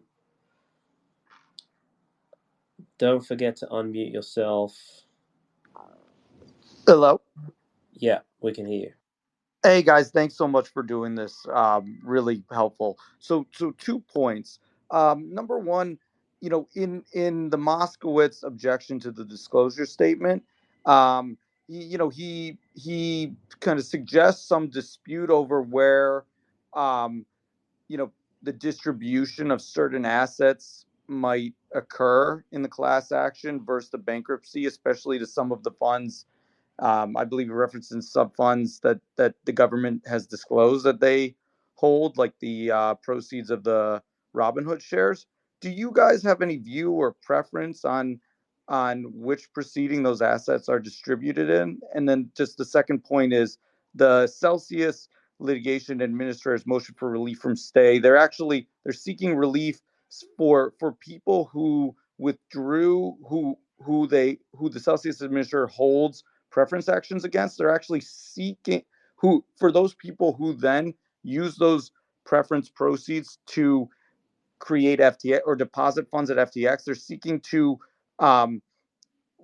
take the distribution from on those creditors' FTX claims as settlement of the preference. So I do think that's a material dispute. So those are the two issues I wanted to raise. Thank you so much for your time. Sure. On the latter one, I'd have to go back and read, but I generally understand what they're trying to do, because they say that, if you have a preference action again, from Celsius, they can effectively take title to your distribution or partial from the FTX estate to satisfy that. So that's something that probably won't have a material impact on FTX creditors generally, unless you happen to be in that group that also was a Celsius creditor and has potential clawback. So that's something that'll get settled out, and certainly a solvable dispute that I think Judge Dorsey will rule on if the parties don't already agree by the time the hearing happens. On the distribution from the MDL, this one it's a slightly more complicated one, only in the sense that there are certain actions from the MDL that are separate from the estate, and other ones that have a little bit of overlap. So certainly there is an ability for the estate to make distributions if they apply to all creditors as a whole. And so there's a mechanism where it would be okay for the estate to distribute those funds, as long as they're doing so in connection with the MDL. But given what the contentious nature between what the MDL is objecting to here with the debtors, it's not clear that the debtors would distribute other than in the way that they have indicated in their waterfall. So that potentially creates an issue where, if the MDL gets a settlement and recovery from any of the parties that they have settled with, if it runs through the bankruptcy, that could end up benefiting the IRS. And so that part of it is the issue that needs to be solved.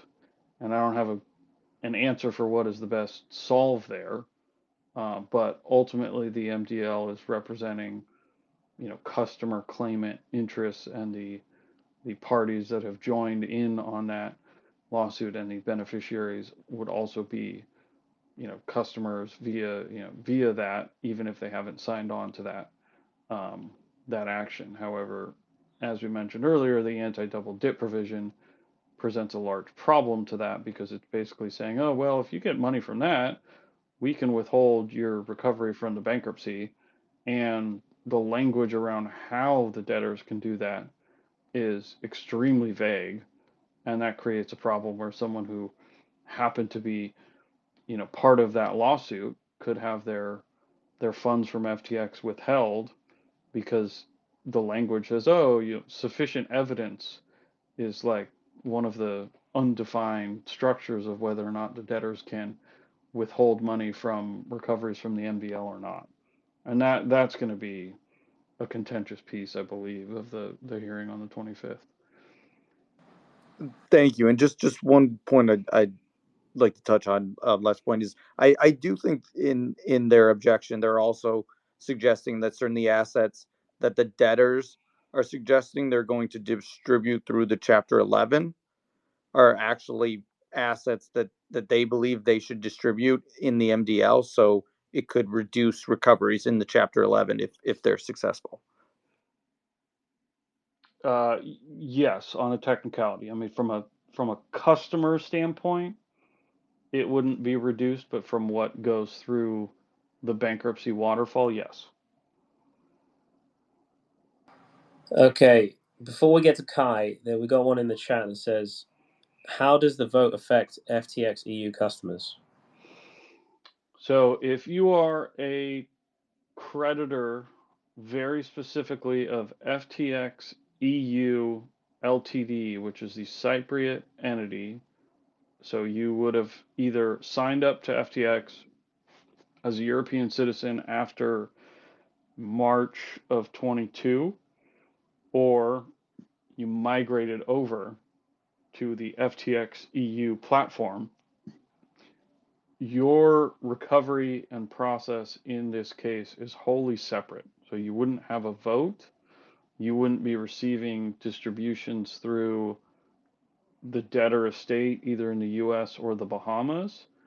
And from what I understand, the EU bankruptcy, since it runs through a Swiss, bankruptcy proceeding called a moratorium, those customers would have solely petition date value distributed to them sometime in the next few months, from what it sounds like, because there's been settlements related to EU, a settlement related to it's a Binance claim in the end for 50 mil based on a collateralized stock. Like they tokenized a bunch of different shares of like Apple and Tesla and whatnot. And so that claim revolves around that, which had one objection, I think, from Daniel Friedberg that I think has a hearing. I think the hearing is on the 13th. And so if that gets settled out and approved, then everything with respect to Europe will have been settled out. And then at that point, it's up to the Cypriot regulator and these settlements with the former FTX EU founders going into effect, where those distributions could be made to those customers at some point in the near future. However, there's no interest.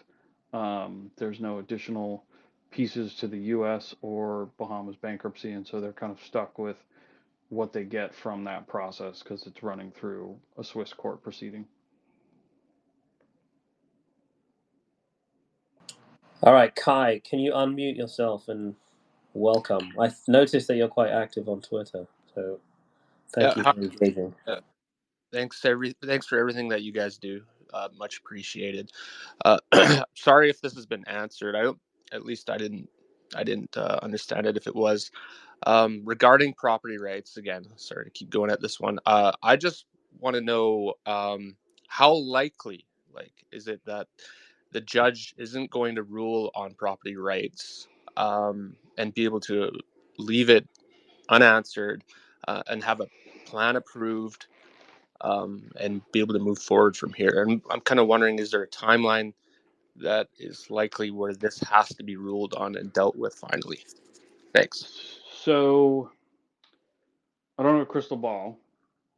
However, one of the core objections to the disclosure statement in the plan revolves around that very issue, and that absent a ruling that property is of the estate or not, the plan itself is attempting to distribute what could very well be stolen property, which is not allowable by the bankruptcy code, solely by saying, oh, well, we reached this consensual settlement with the Eversheds ad hoc, and by voting on the plan, you are agreeing to that settlement. Given that Dorsey tried to have this issue raised in the September hearing last year for the Galaxy motion, where he brought in, pro se creditors to speak, and obviously that didn't move the needle, and the UCC, for whatever reason, didn't object to, the debtors avoiding that issue. And given that Dorsey in the January hearing related to the estimation motion said, that issue is not being heard today, that issue is being reserved, rights are reserved by any creditors, including the Eversheds ad hoc group. And now that issue is raising its head. So my gut would tell me that Dorsey will want to have that issue ruled upon, because it has not been, and it's, even as multiple folks have said in court, if I remember the quotes correctly, like, it's, the gating issue in the case.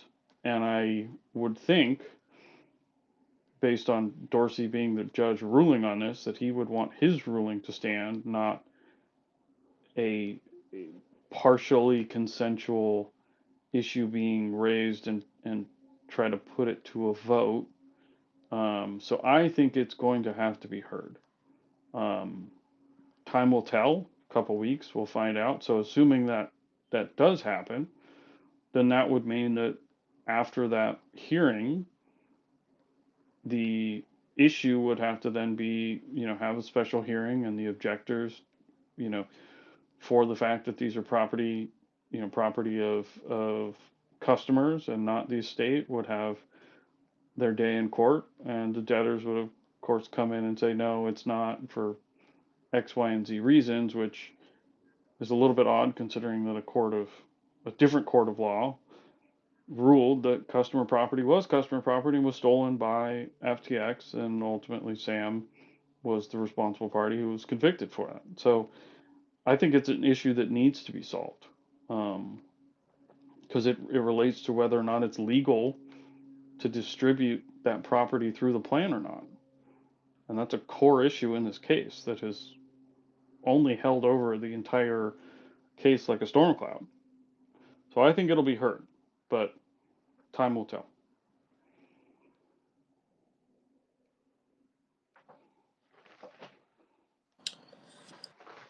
Does that answer your question, Kai? Okay, anyone else? Yeah, thank you very much. If anyone else wants to jump up on stage, just hit request. Kyle, just a quick one. Mm-hmm. Is it? It's quite clear Sam was convicted for stealing customer property, and terms of service is quite clear. So obviously everyone knows my stand, and I think logic holds. But have you seen a case whereby, despite pretty much in a bankruptcy, whereby a judge can rule something which obviously someone was convicted of fraud, or just generally SEC, CFCC, all the other lawsuits have actually, all statements from debtors, etc. I mean, that Sam took customer properties. Have you seen a situation where the judge can just do his own thing and just rule? So the short answer is no, because this case is unprecedented on so many levels. Like, for example, on Enron, you had, Fastow and Jeffrey Skilling and Kenneth Lay, you know, I think all three of them were charged. I forget off the top of my head who committed suicide and wasn't ultimately convicted as a result. But you had the same allegations of fraud hit them that were prevalent in their bankruptcy cases, and so there wasn't a difference between the two. Here you have this complete disconnect that you have one court saying, okay, we have proven beyond a reasonable doubt that you stole customer funds. You have Professor Easton, you know, testifying in court that, okay, he traced funds, whatever method he used to trace funds, which ultimately came from information directly from the debtors. And he said, okay, well, customer funds were commingled. But here you have the debtor saying, oh, well, we can't trace it, and we'd have to trace it to individual people, which is also a false narrative in my opinion, because you just need to trace it to customers as a whole, not down to each individual account. And yeah, it's a perverse ruling if it holds, because it's saying that customer funds were property in one court and customer funds Yeah. aren't property in another. So Right. I don't know of a situation where two different courts of competent jurisdiction have ruled in the exact opposite way on the same thing. Right. Right. Makes sense. Yeah. No. Absolutely agree. All right, we've got Louis, our resident distressed fund. Oh, we got another Louis. Hold on. Louis can now speak. You're on mute. You're on mute. No, we lost Louis. Requested again. Hold on. Accepted. Louis, you're on, but we can't hear you.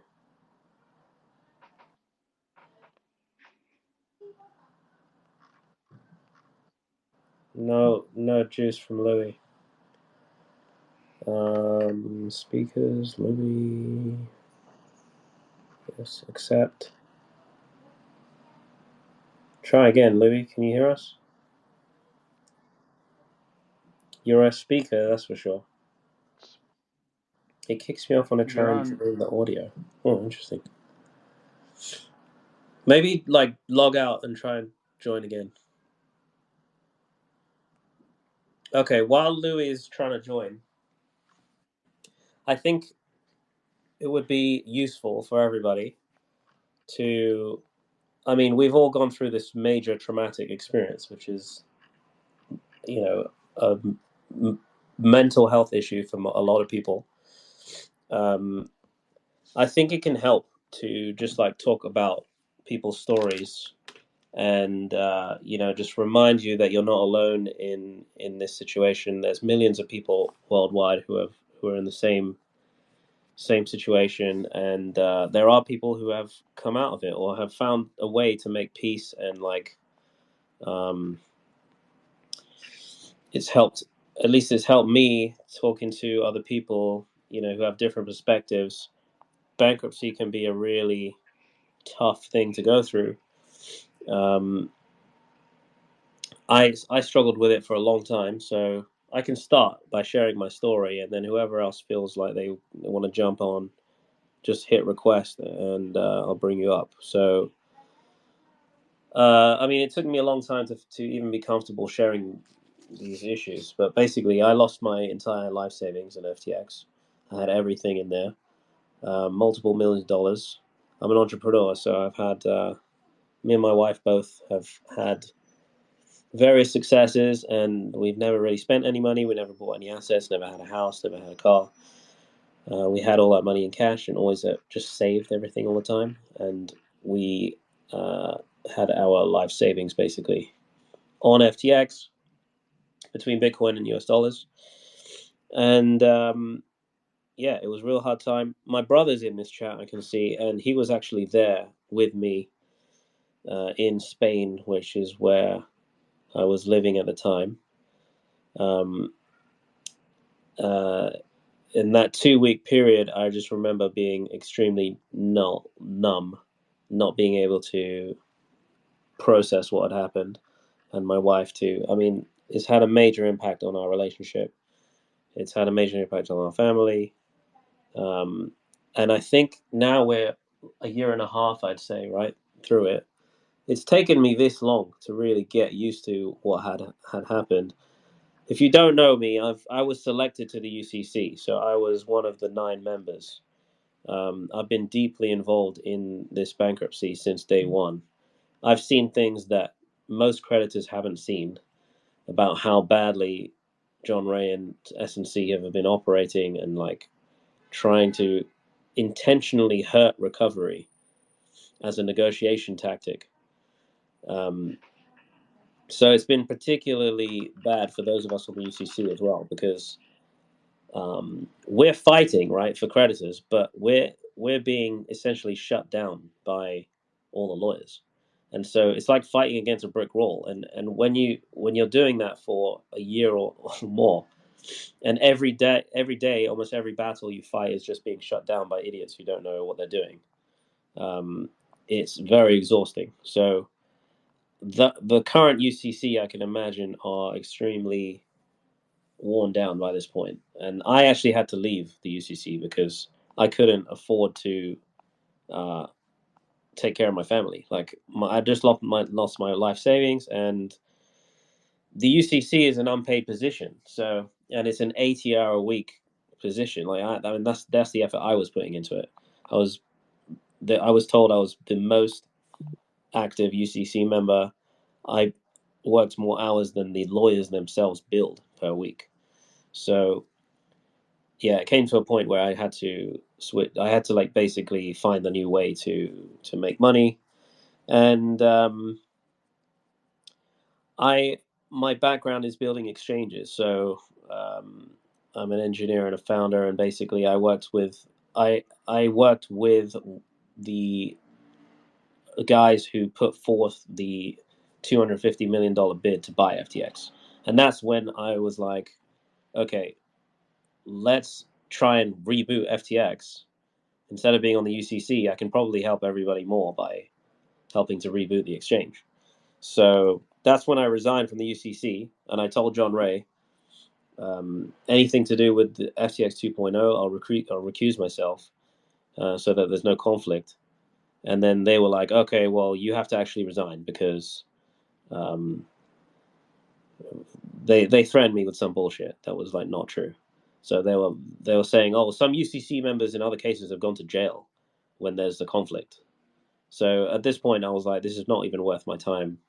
And now you're threatening me with some bullshit prison, and I can't afford a lawyer to like respond to your requests. So I'm just going to resign.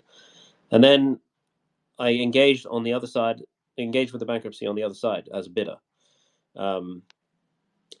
And so that bid, ultimately, we were one of the 3 finalists.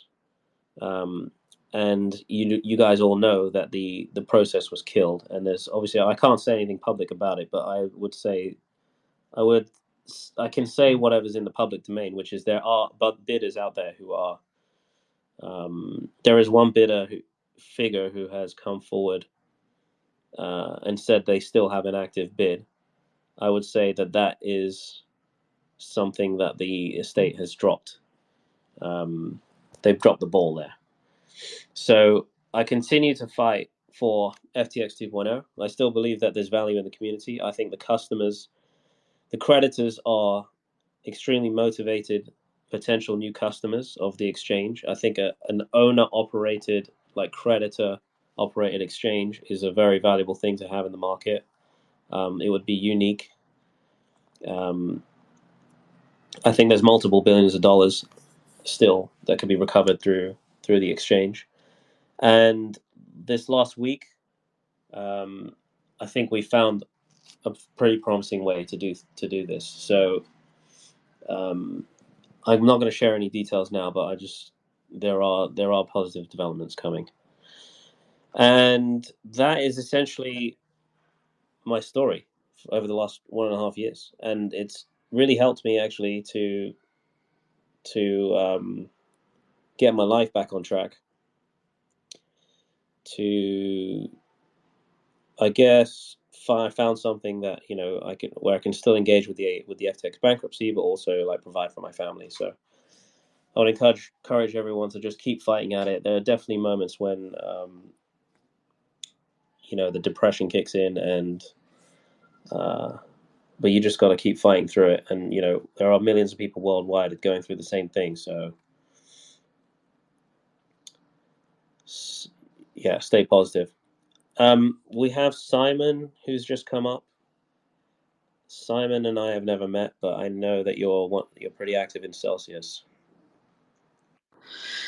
Hey guys, how you doing?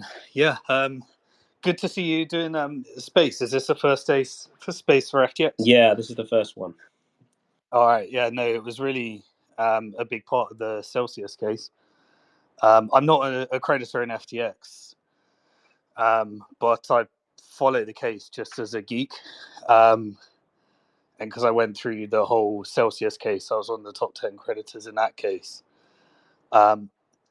Yeah, if I'm curious if there's anything I can help with.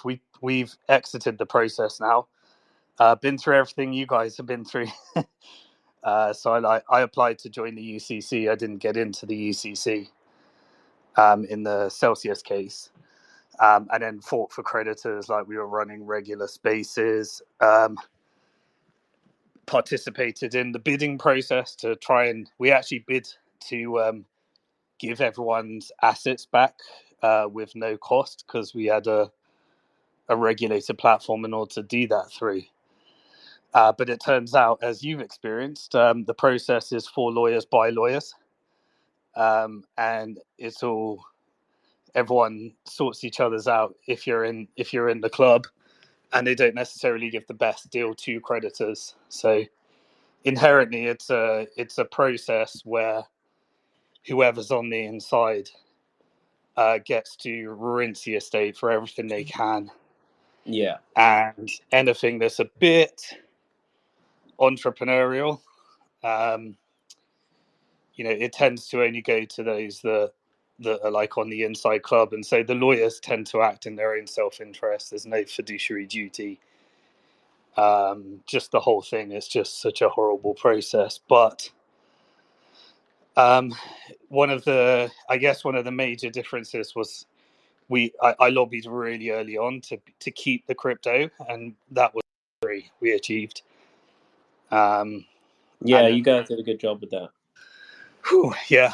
I remember your spaces, actually. I met my lawyer through listening to your spaces. So the lawyer that he represented me on the UCC, David Adler, is also the guy who is representing the ad hoc group that we formed. Adler's one of the only good guys, and he got shafted in the system throughout the system as well. I heard he got fucked. Yeah.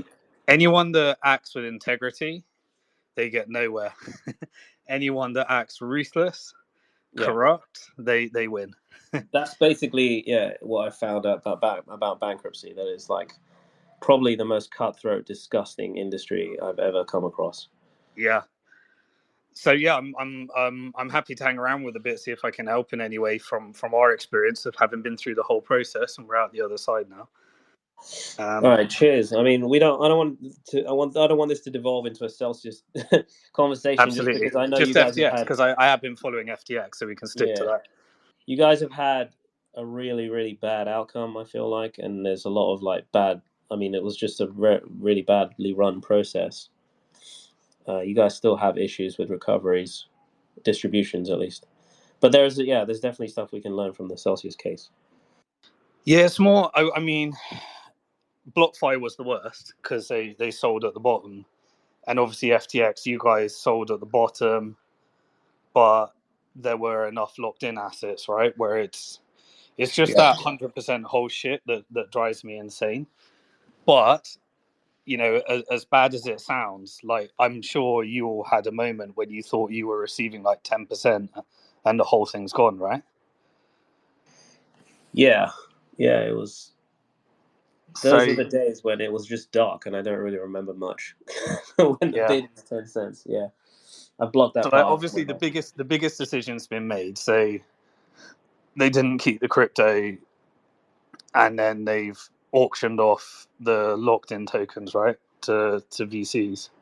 Yeah, mostly Galaxy. So Galaxy, we engaged Galaxy to essentially help us maximize the soul bag and the crypto.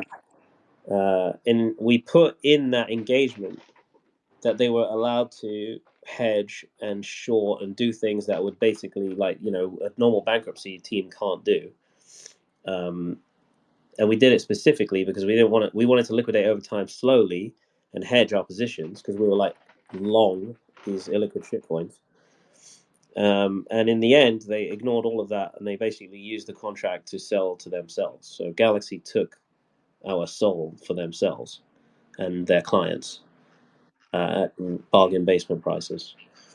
Yeah, we had a slightly similar thing. So, like, ours was Galaxy ended up buying one of the companies in the portfolio, and we wanted to just repackage it into a fund, and then, you know, manage the upsides. But they ended up just selling it, and then I lobbied the judge to say, well, can you get Galaxy to pay in Bitcoin, and then we just keep the upsides? And then the judge said, no, it ain't gonna happen. One thing I want to ask you about Celsius, that as it relates to FTX. In FTX, we've got these insane debtors who are trying to maintain control and complete oversight post confirmation. So there is no creditor representation on the oversight board post confirmation.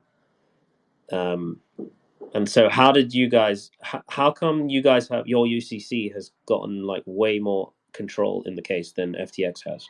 I'll tell you how. So I was like, you know, because I was really active in the Celsius case just because I'm a geek, and it was like pretty much unanimous that people, or a bunch of creditors that represented a significant chunk of the estate, wanted me on the board. They ended up putting me on the board to get the vote, and then after the vote was achieved, they found a reason why I couldn't go on the board. So all they did is use me to get the creditor support, get the vote, so that the post bankruptcy looked like it had creditor representation. And then Wow, what that's the you crazy. yep. And then what the you so even if you win, they find a way of fucking you over. Right? Yeah, Um, that then resonates because what the UCC did, and I think you guys were involved with Mike Cagney in the figure team, right? In the bid. I wasn't, but I was actually Okay. competing against them. But yeah, Okay. Cool. So, like Mike Cagney, Nova Wolf, they put together. So I published a plan of like how I think we should maximize the assets, and then them guys put together like 50 million bid, won the bid, but they were going to take all of our assets and rather than distribute them, package them up into a fund. And so we had to lobby against that. So we put together a competitive auction, and then the competing auction. We got it where the deal was the best it could be, but there was like this new syndicate that came along, like Fahrenheit and the guys from Hut 8 and various others. And all of a sudden, the UCC members basically, the lawyers, so White and Case were the lawyers to the UCC. And then the UCC members wanted to have a NUCO so they could be directors, so they could issue themselves stock options. And they basically picked the company that was the underdog.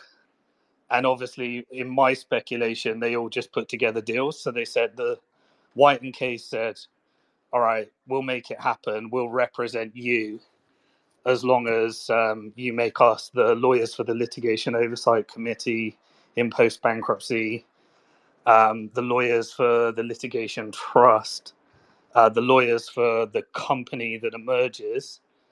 Put all of our buddies on the board. So they came up with like all of their previous clients and said, put these people on the board. And then the UCC probably said the two people that wanted to be on the board said, right, we'll select you as the winners. But we've got to look out for each other and make sure that we're all on the board. And so my speculation, is that they all just colluded together, gave the winning bidder the bid, even though it was the worst bid by far.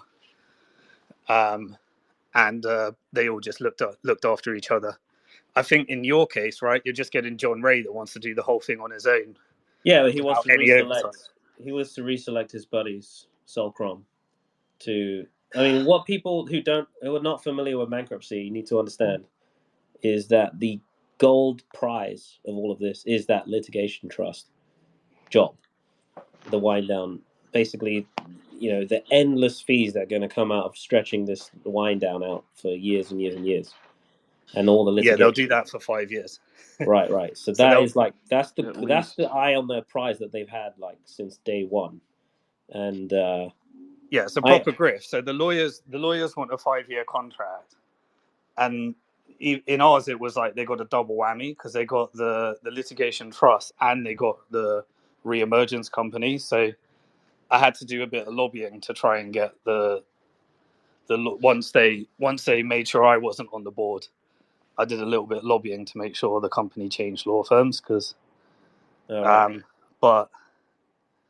but yeah, it's all a rigged game. So if you've got John Ray that wants to take the whole thing on his own, I mean, come on, man.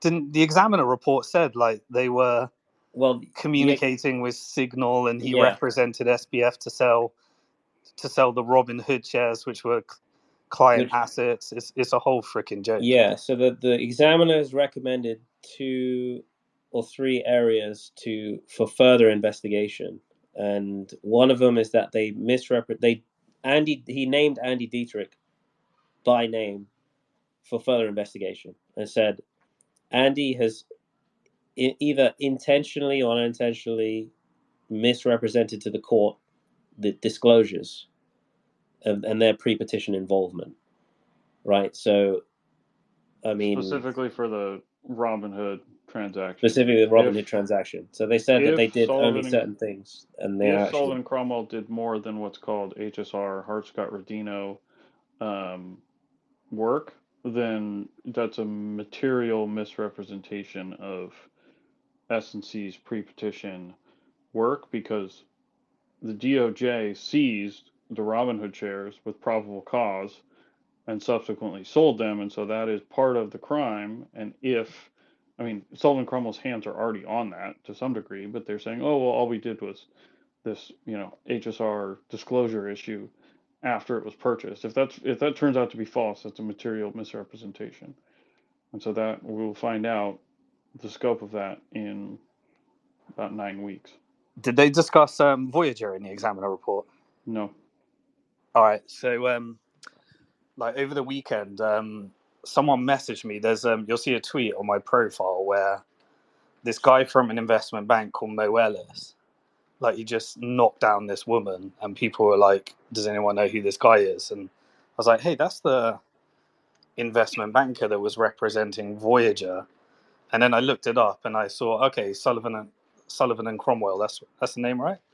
They were representing FTX because obviously they knew that there was a hole and client money was being hidden, and the reason that SBF needed to buy Voyager and BlockFi, as we know, was to paper over the fraud. And so they were also involved in trying to sell Voyager to SBF to paper it over, and then obviously it moved to the Binance deal once it failed and stuff, and then it went into bankruptcy and stuff. But I don't know. Like I can't believe that if they can continue to be involved, I think it's disgusting. I understand why you're upset. Yeah, I can't disagree with that. The source of the email that said, "Oh, that's just Binance silliness," was Andy Dietrich to the lawyers representing Voyager, because at that point in time in early November 7th to be exact, they had already been selected as the winning bidder, but the deal had not closed. And then all of a sudden you get to the point where FTX is having what can I guess be called a run on the bank, and those lawyers from Voyager were like, well, what is going on with FTX? We're hearing stuff in the market, and clearly 4 days later, they ended up filing. So the timeline to get this thing into bankruptcy was extremely rushed. Extremely. No, bankruptcies don't get filed in 4 days, but this one did. Yeah. So, what advice can I give? So, look, it's definitely not reasonable that John Ray should be, the only one that gets the gig after. Is he even a qualified fund manager? So in ours, it had to go through like a. I remember we had like a whole case where it was disputed whether they were the qualified people to be on the board of the new co. And there were bits of the process, like when I was asked to be on the board, they put me through a really advanced due diligence process. But the other directors that were on the UCC didn't have to go through a similar process. But then we did take, like, some other creditors took that to the court, and the judge gave them the time and day, but still, the judge was just trying to push things forward, really. Yeah, that's one of the issues we have here. Is the current board and John Ray are completely unqualified. They're just incompetent.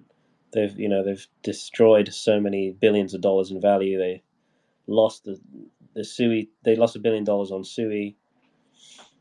They have no idea. I mean, we had John Ray coming to us at the UCC. I'm not going to share the exact stuff, but just have it be known that some of the things he was saying were just so outrageously stupid.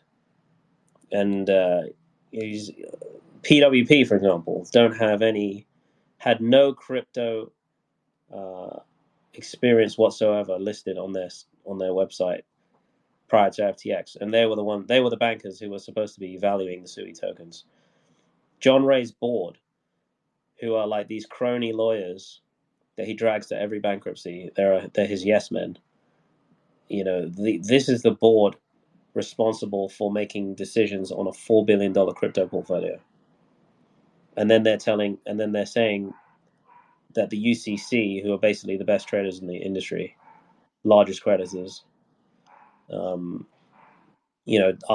qualified to make crypto decisions. And he keeps coming back and saying, we're not a hedge fund.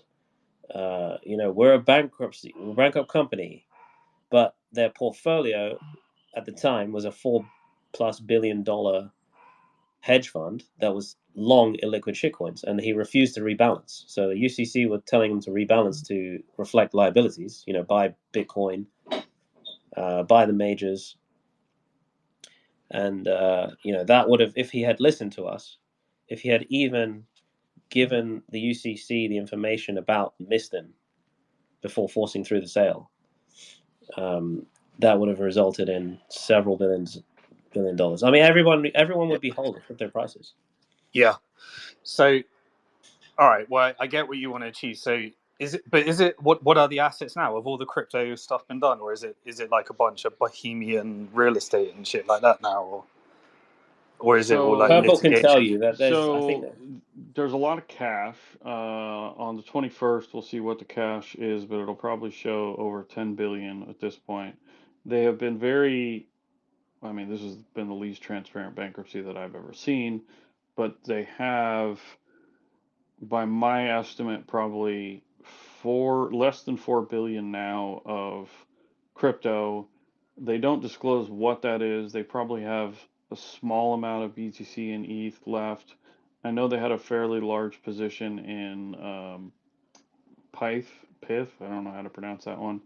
But they haven't really disclosed, other than the MORs show what the estate has in crypto as of the petition date, which is, of course, one, nonsensical because it's not mark to market, and two, it doesn't give you any ability to figure out what exactly they have. But they had, I think it was 1.7 billion of crypto still on the balance sheet in petition date terms. What that is, we still don't know.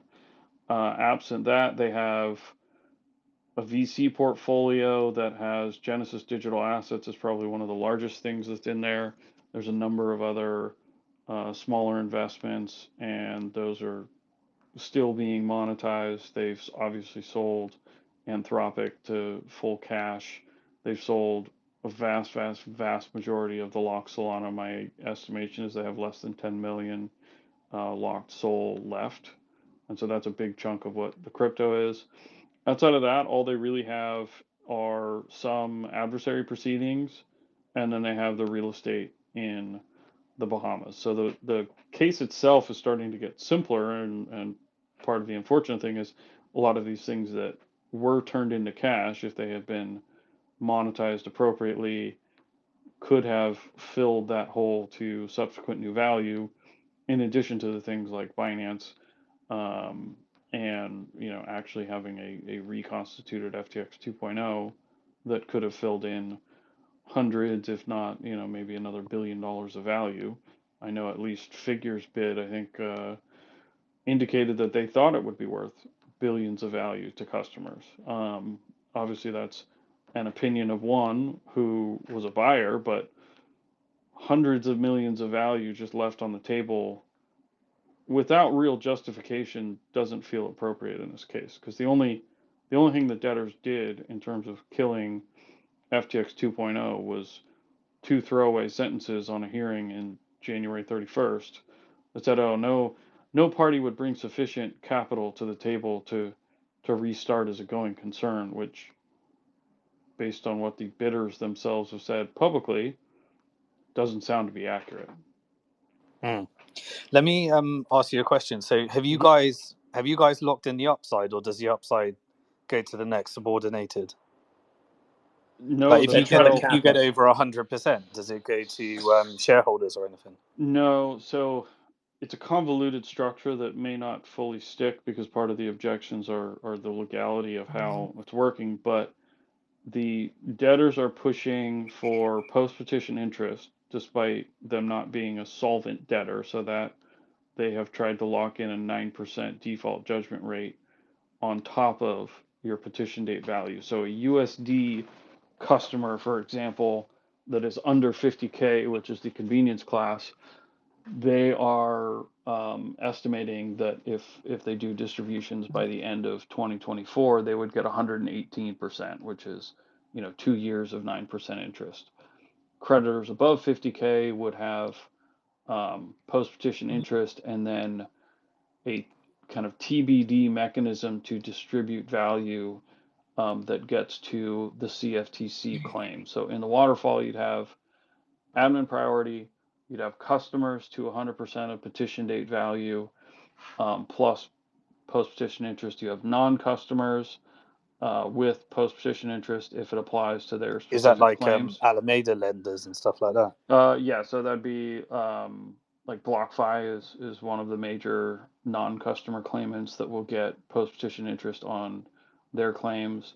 And then you have like other lawsuits and litigation. They just have a giant bucket for all the non-customer claims. Many of them are contract disputes, fraud, and then you have like Celsius sued for $2 billion, but that claim is probably going to end up at zero. Just like Voyager's claim ended up being effectively zeroed out. And after that, then you have these government claims, and you have the IRS and the CFTC is the main two. The IRS keeps 25 cents out of every dollar that goes to that piece of the waterfall. The CFTC gets 75 cents, and that 75 cents gets distributed back out to creditors. However, they're trying to do it pro rata. So I'm not sure how the legality would work on that, because you would be effectively giving a USD claimant more than what would technically be allowed in a bankruptcy if you've already given them petition date plus post-petition interest. You're reallocating property and claim value to them, even though that's not legal, technically. And so that's where at least the quote-unquote upside sits for creditors to get to what they're currently estimating as 143% recovery. Which is a great outcome. It's good if you've got USD. If you had Bitcoin, it's correct. okay. If you had 50K of Solana, and you're going to get, call it 60 something K out of this bankruptcy. And it's a great, you're going to be pissed. it's a great outcome if you buy for 10 cents claims. Yeah. Yeah. Well, I understand that for me, it's a great outcome, whatever happens. But I have to say that, like, Hey, we're Louis. also creditor. Yeah. Oh, sorry. I was just saying, hey, how you doing, man? I didn't Oh, see you hey, come up. Simon. Hey, Simon. I was having problems with my computer.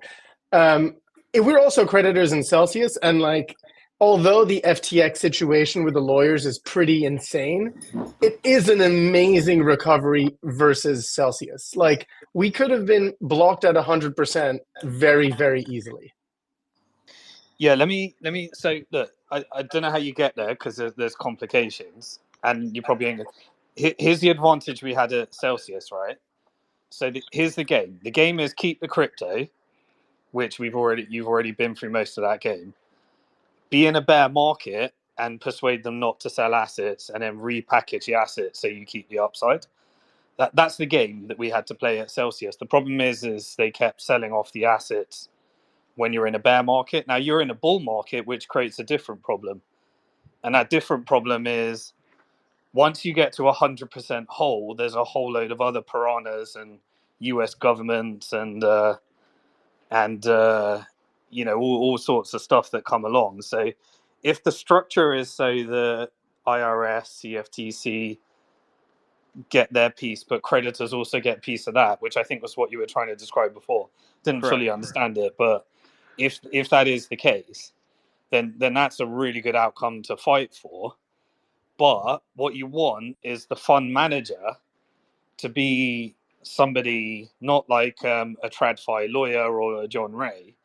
You want the fund manager to be a crypto person where the goal of the fund is to get everything into Bitcoin and distribute Bitcoin.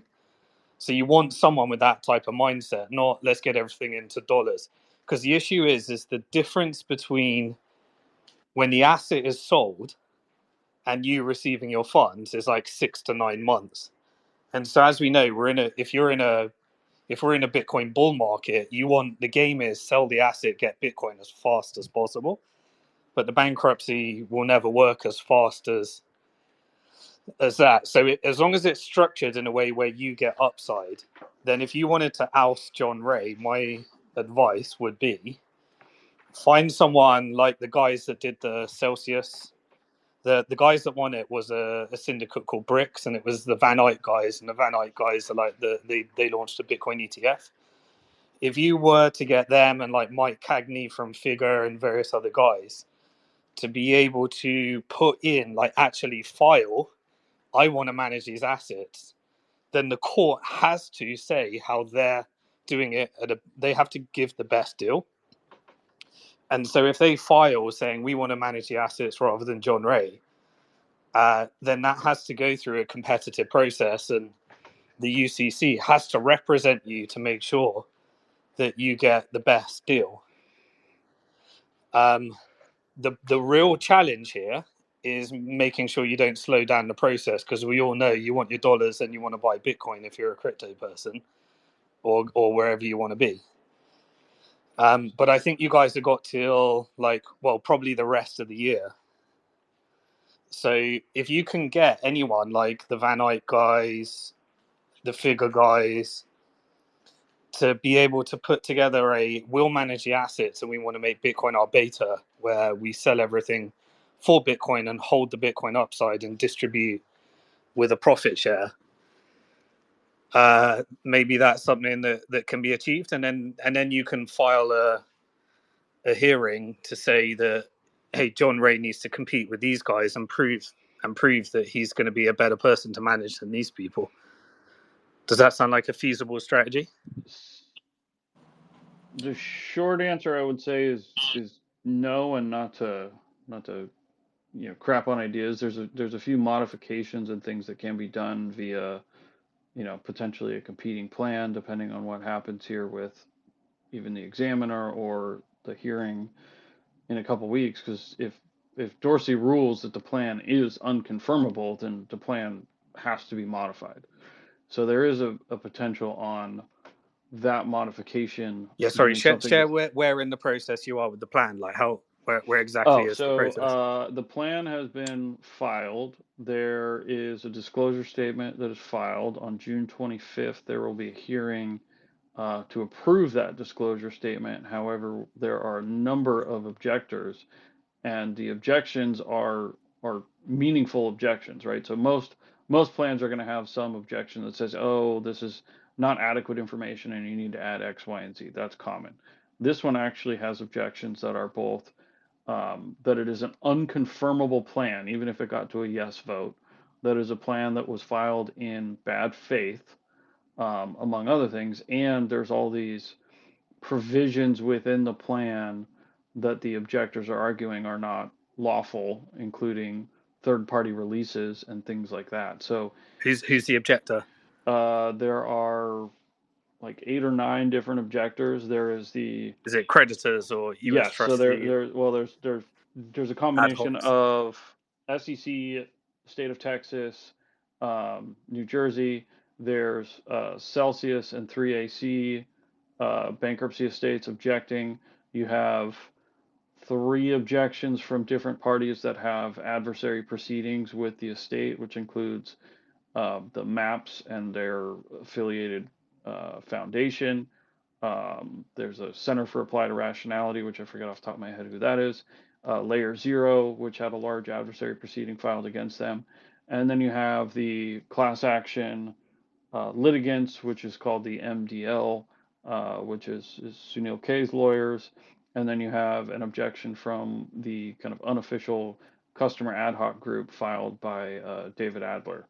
And so all of those are the objections. All of them have similar objections, which are, section 1125 of the bankruptcy code. It's, not appropriate disclosures. Um, then you have the like bad faith and confirmation of plan issues under 1129. And so there's a lot of objections, and they're strong objections in my opinion. So I don't think Dorsey can just brush them aside. He's going to have to make a ruling on these.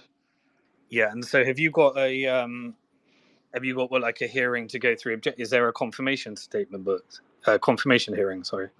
The confirmation hearing is tentatively set for October 7th, but the disclosure statement, that I think that timeline is a bit, 1, aggressive, and 2, assumes that this disclosure statement is completely approved and that voting can start July 10th, which I think So is any unrealistic. any competing bids are just going to slow you down from this stage and cause problems. Potentially. The other thing on like trying to bid for the managing and monetization of the assets, the other challenge that would run into is that the debtors already selected Galaxy to effectively do that. And despite the fact that I don't agree with certain things that Galaxy is doing, like buying $620 million worth of Lock Solana for themselves, they were appointed by the court. And so the debtors would have an argument that I would guess Dorsey would uphold to say, well, you already selected this, you already ran a process. There's no point in trying to find another person now, unless somehow that person, came out of the woodwork and was offering to do it for, what would be a lower cost to the estate. And that would be hard to do because we don't know what crypto the estate holds, technically. Galaxy does, the UCC does, the debtors do, but in the public domain, it's impossible to tell. Yeah, okay. All right, well, it looks like, the train, so like, any type of competing bid stuff would really slow things down at this stage. So is it that John Ray is the plan administrator, but Galaxy is the asset manager? Is that how it's working? Yes, so Galaxy is what they call an investment advisor, is their technical term for them. John Ray is currently CEO. Under the plan, they are pushing him in as the plan admin. They are keeping the existing board, which includes technically the members of the Bahamas bankruptcy proceedings, as well as the rest of them are, one of them is a retired bankruptcy judge out of Delaware, right? So sure, he understands bankruptcy law, but probably doesn't really know anything about crypto, or especially the VC book of assets, which is going to be effectively the largest piece of recovery that remains, absent, say, a Binance settlement of billion plus, if that can be achieved. Hey, Kyle, would you be happy if one of the claim buyers got a board seat?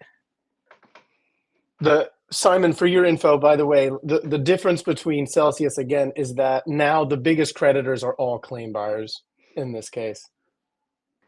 So yeah, so isn't quick question though. Sorry, just putting it out there. Mm-hmm. Sorry, Louis, you take your question first. I'll do.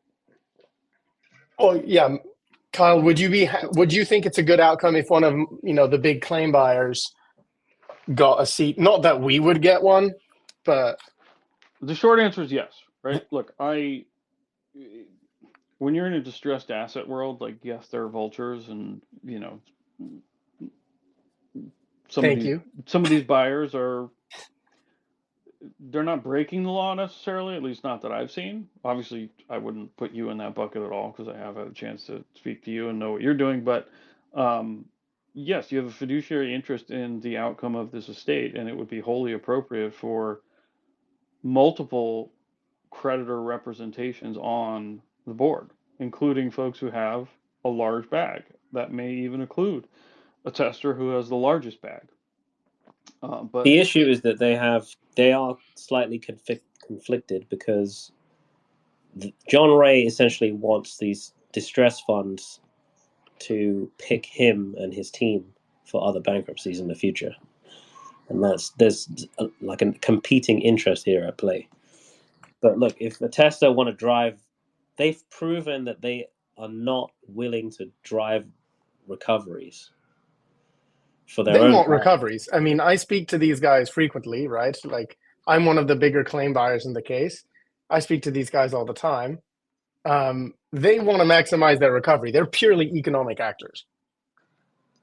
Yeah, guys, look. Here's how I see it. Right, what can you get for a claim right now? Is it 100%? On a big claim, you can get more than 100%. Okay. So look, the claim buyers, they've got dollars, and they want to make like a 30% return. And if they make that in a year, then that's like far and away exceeds the type of investment they're looking to make. So they want, like, if they can get 10, 20, 30%, 40% higher after 1 year with dollars, then that's like a kick-ass investment for them. But you guys, if you're crypto people, you want, again, not financial advice, but you want dollars as fast as possible to buy Bitcoin or whatever you want to be in. So I can't imagine why anyone wouldn't be selling their claim right now. Because if you could get over 100% in 3 days and you could buy Bitcoin, not financial advice, I'm pretty sure that both the claim buyer is going to get their 30% and you'll probably end up making more than 30% on getting the Bitcoin and buying it in the next week. If you believe in Bitcoin, like, surely this is the perfect parameters to get the hell out of the bankruptcy, right? This is why we have 3,000 claims, Simon. Yeah, but is there still demand, Louis? Oh yeah, I mean, there's a at the bunch of height people we were that have got doing. dollars. Honestly, if I were in your position right now, I would be getting the hell out of the bankruptcy. I wouldn't be hanging around for the rest of the year to try and get another 40%, because I believe that Bitcoin would do more than 40% in the time frame anyway. And if you believe in Bitcoin, your job is just to get to Bitcoin as fast as possible, and the bankruptcy ain't going to get you there. So there is some truth to that. The thing that is more nuanced is the market for claims at a lower size is still under 100 cents. And for example, convenience class, if you in theory wait to the end of the year, your difference is selling for something under 100% or waiting till the end of the year to get 118%. So yes, there's a decision of whether or not you take the money, throw it into Bitcoin, and long Bitcoin, if that's obviously your own financial situation.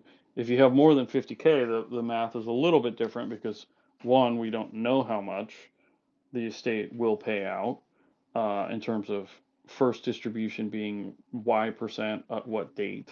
And so there is some uncertainty here on that. But generally, I see your point. It's just everyone's going to have a different scenario. And so if you have a $3 million claim, sure, you have a better chance of getting, 100 something plus of your claim, and you could throw it into whatever assets you believe are going to be better performing than the remaining value of your claim. But that's not true for tens of thousands of customers out there who have smaller claims. But also 70% of the estate had dollars on FTX, right? Is that correct? No, it's less than that. It was like 60 something percent was Yeah, in fiat.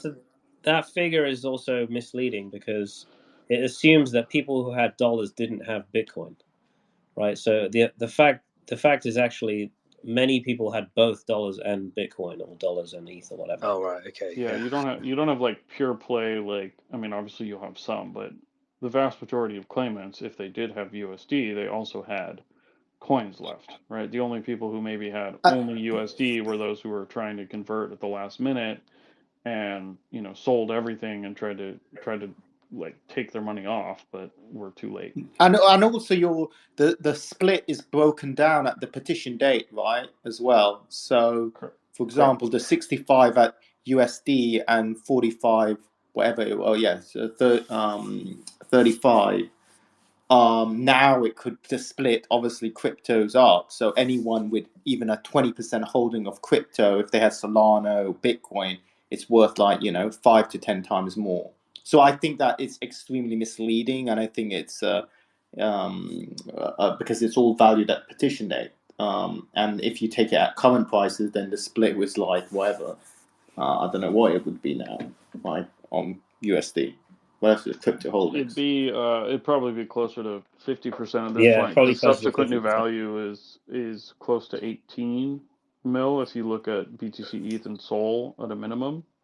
And so, yeah, you'd have that 65% dropping down to 50% or less in claim value if property were upheld.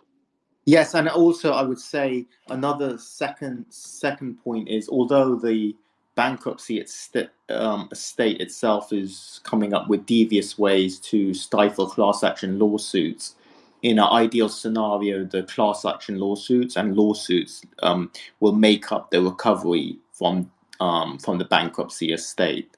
So even if you get 16 billion from the bankruptcy estate, if you have that crypto holding, you have a chance to obviously to litigate against the guys who aided and abetted the fraud pre-petition, and also the litigation afterwards. That's my other 2 points anyway.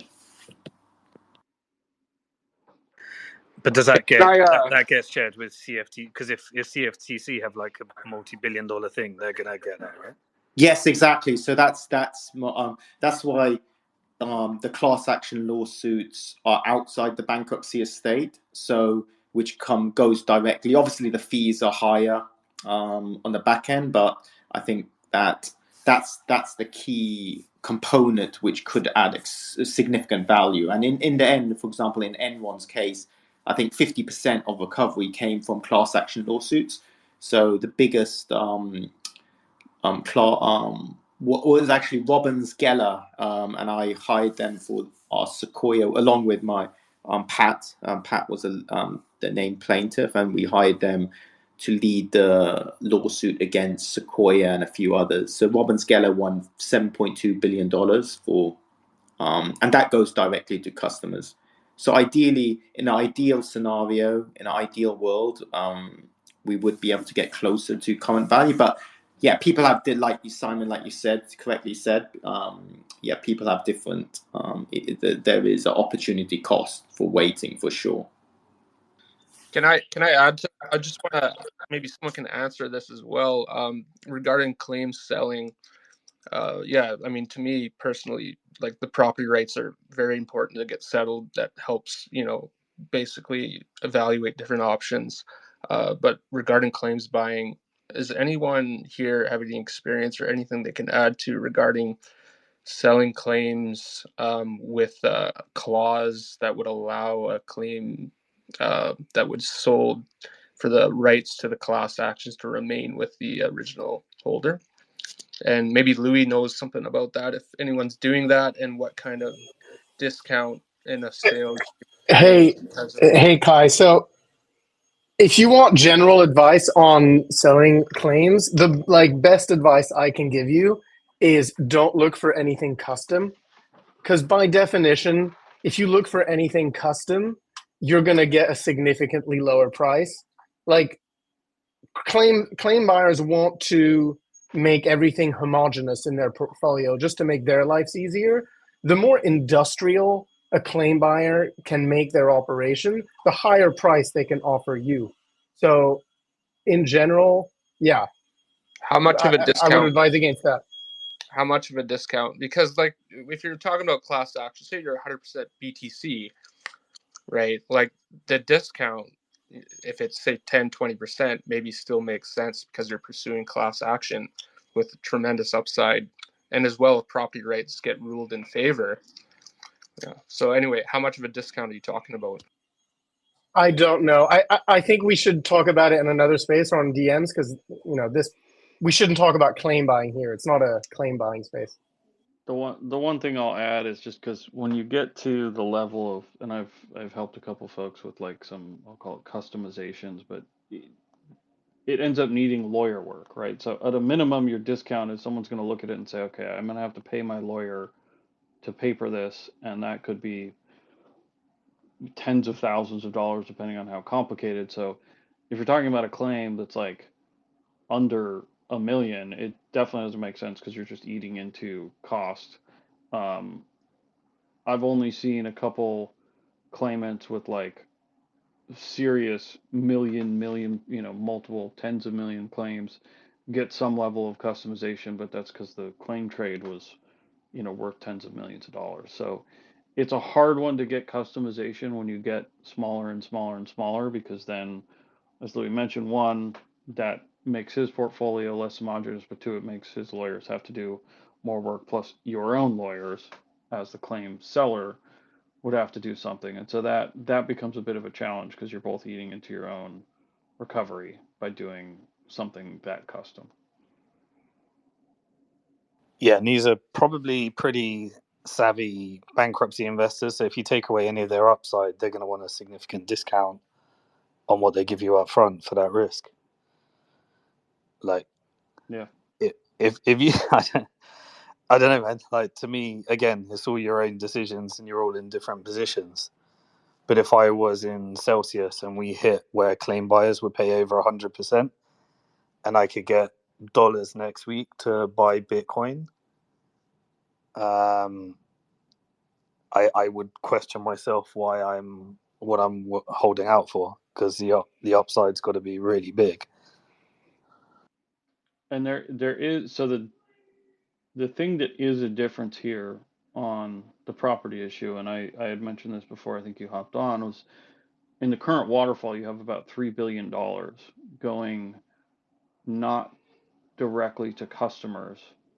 And if it was ruled as property, right? So there was a question on, well, the estate doesn't have all this, and if they could trace one BTC or one Doge or whatever to a customer, shouldn't they be able to give that back? And the short answer is no, it doesn't work that way. It would be that the whole class needs to be homogenous in the sense of how it's treated. So there's equitable treatment in bankruptcy. That's a core tenet of bankruptcy, is that you treat similarly situated creditors equally.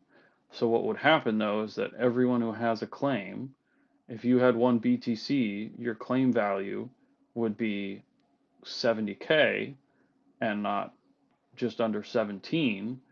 And as such, customers being first in the waterfall after admin would then receive some, if not a vast majority, of that $3 billion allocated to them, right? So for a crypto holder above 50K, the upside could in theory be much more than even the 143 because they could get allocated a bigger portion of the waterfall that gets them closer to subsequent new value. And so not having a ruling on the property issue creates a lot of uncertainty in terms of how your recovery actually would be if you're above 50K. And the problem becomes if you're below 50K, your chance of getting 100% on a claim sale is still low because I don't think I've seen a trade go above 100% for a 50K claimant. And so the math is still tenuous in terms of you could get more, but there's too much uncertainty still.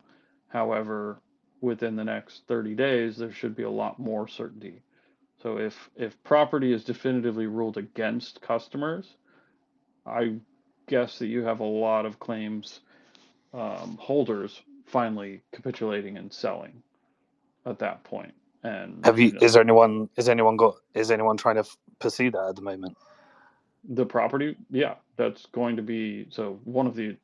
Two of the objectors technically are arguing that the state can't distribute stolen property, which it can under the bankruptcy code. You can't do that. So under the current plan structure, part of the argument for why it's an unconfirmable plan is that it is trying to definitively distribute everything like it is property of the estate without it being ruled as such.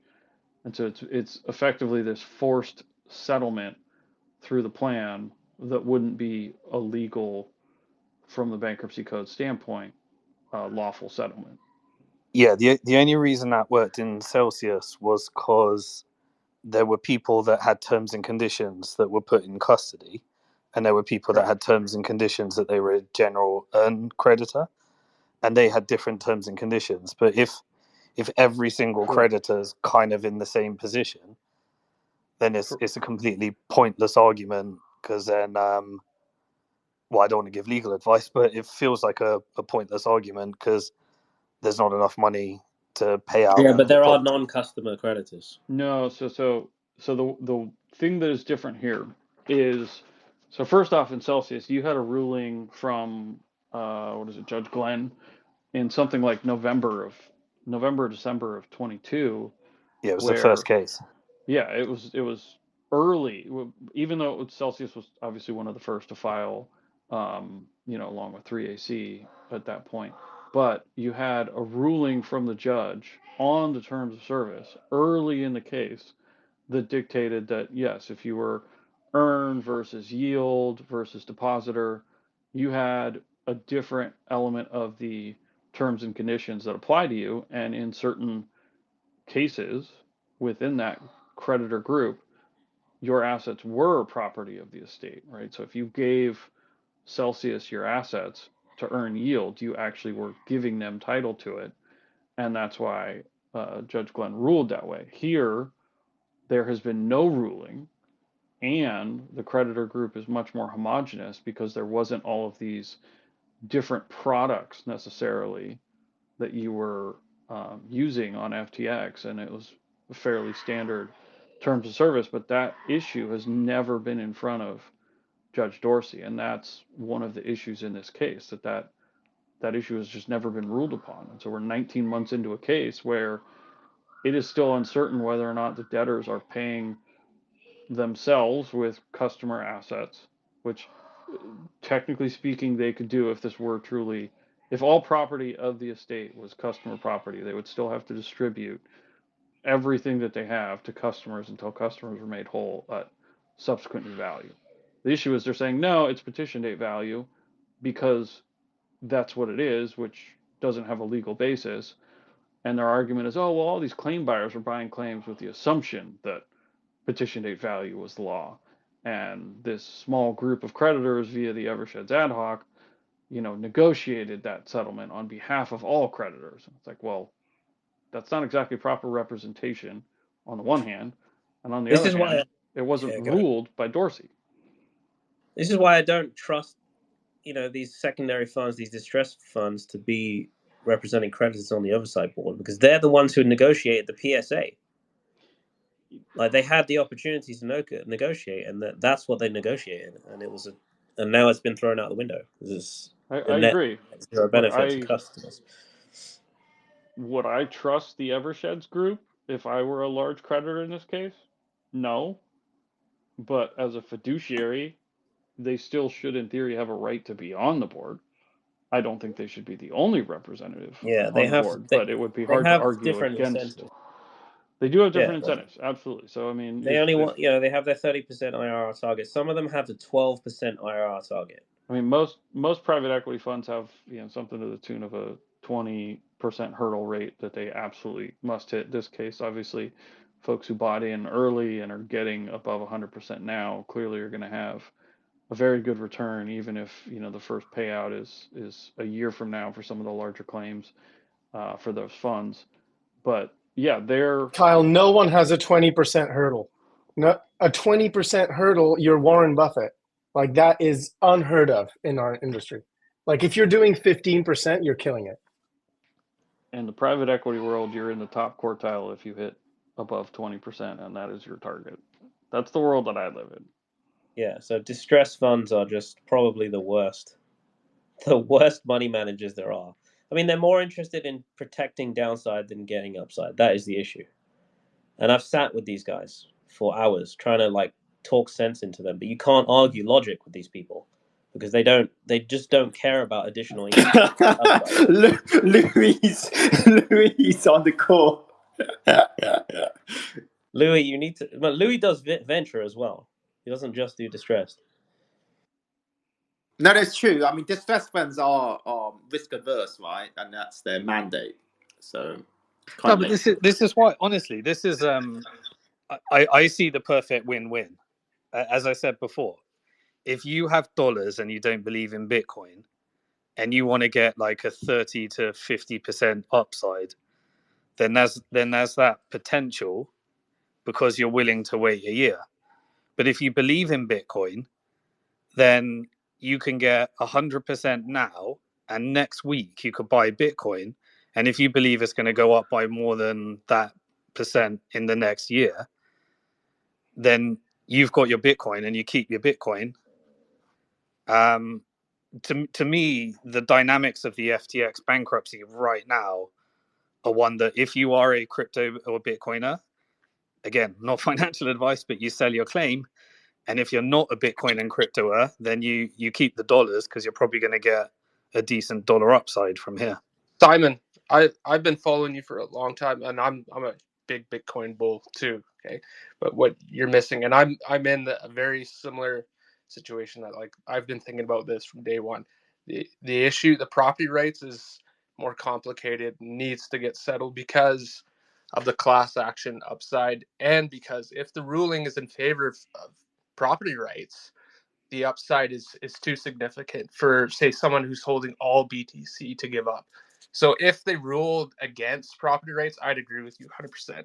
I'd sell my. So you're holding out for 100% Bitcoin because I wanted more of a compromise to the upside because I was holding basically all Bitcoin, right? And the class actions is upside too, right? So there's a lot of litigation that may end up paying out. So if you give up and you claim you give up rights.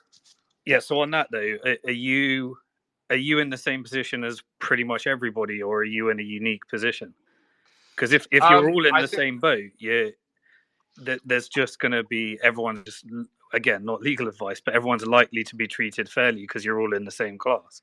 I think there's a lot of us, that the smaller players that have not sold already to claims buyers, probably had crypto exposure, and that upside isn't going to be well realized until the property rights are. But even right now, let's say it was determined that everyone's dollars were their dollars and everyone's Bitcoin was their Bitcoin. Like, can the estate even afford to buy back the Bitcoin, or has it got the Bitcoin?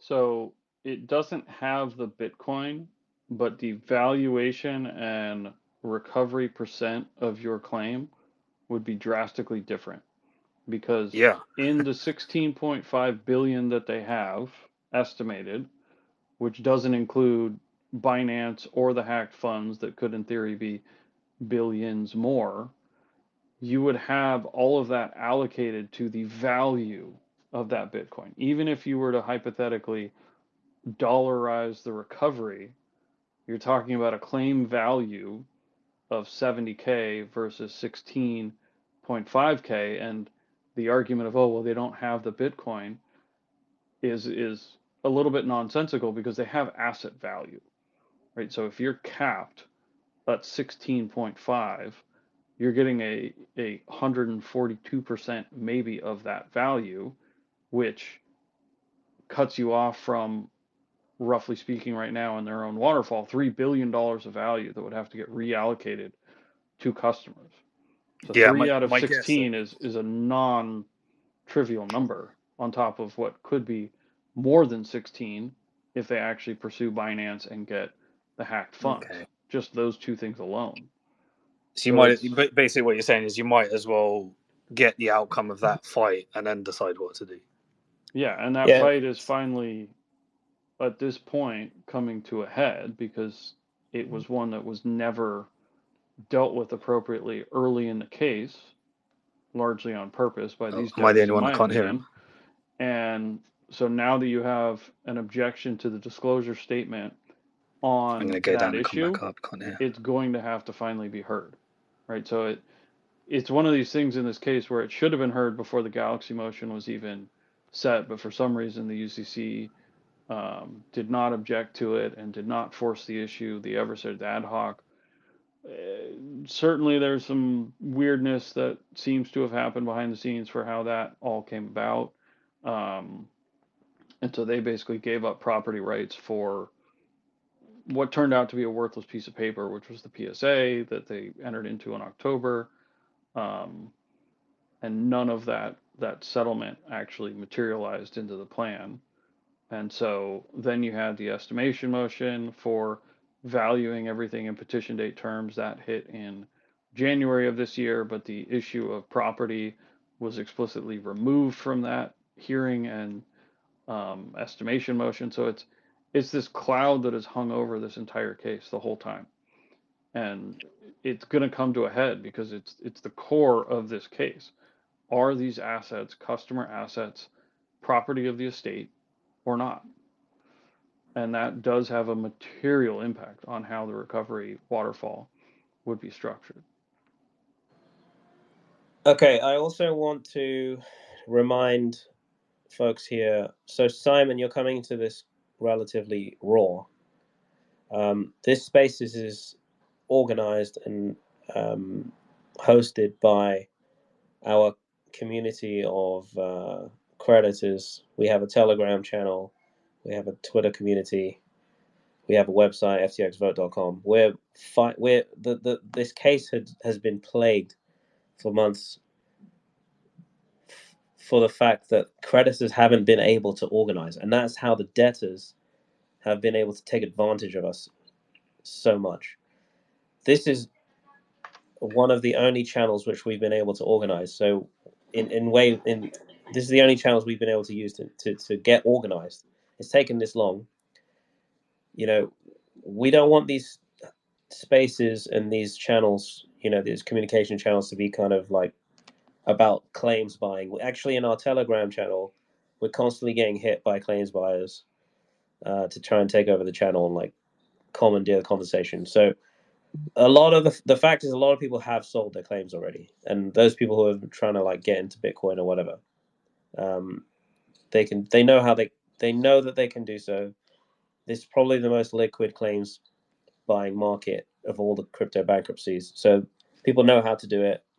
They've been doing it. We don't need another reminder about claims buying. And Louis, actually, for that purpose as well, I might just have to limit your participation a bit, unless it's to do with helping creditors organize. I don't want to shill claim selling at all. I agree. I'm sorry about that. Can I ask a question to Kyle? Mm-hmm. So what are you, as the customer ad hoc, then fighting for essentially the upside to go to only crypto holders as opposed to US, stable and USD people? Although, as you said, it is a mixed bag. It's more complicated than that. So it's a mixed bag, and I'll caveat that obviously I'm not part of the CAHC. Yeah, I am not a creditor of FTX. Obviously I can I'm answer that in question. support. So I'll let Arush answer that question first, and then I have a couple thoughts that I have on how you could structure that from a bankruptcy code standpoint. The situation we're in now, like we are where we are. The debtors have promised 119% to sub 50K if you got USD or whatever. We're not going to try and fight to take that away now. What this fight is about now is about non-customers getting customer property recoveries. So the IRS should not be getting $645 million of our money, if after already getting 200 million. We need to. The other big fight is around governance of the post-confirmation entity, because we know that John Ray and his crony board and Sullivan Cromwell have intentionally limited customer recovery in certain actions. For example, they haven't pursued the Binance clawback. They've intentionally killed 2.0 despite live bids, right? They don't want to. There is value in the FTX global trademark, because someone could reboot that exchange and give equity to all. Something as simple as subsequent new value claims are allowed after everyone gets their 140% or whatever it is. And then in between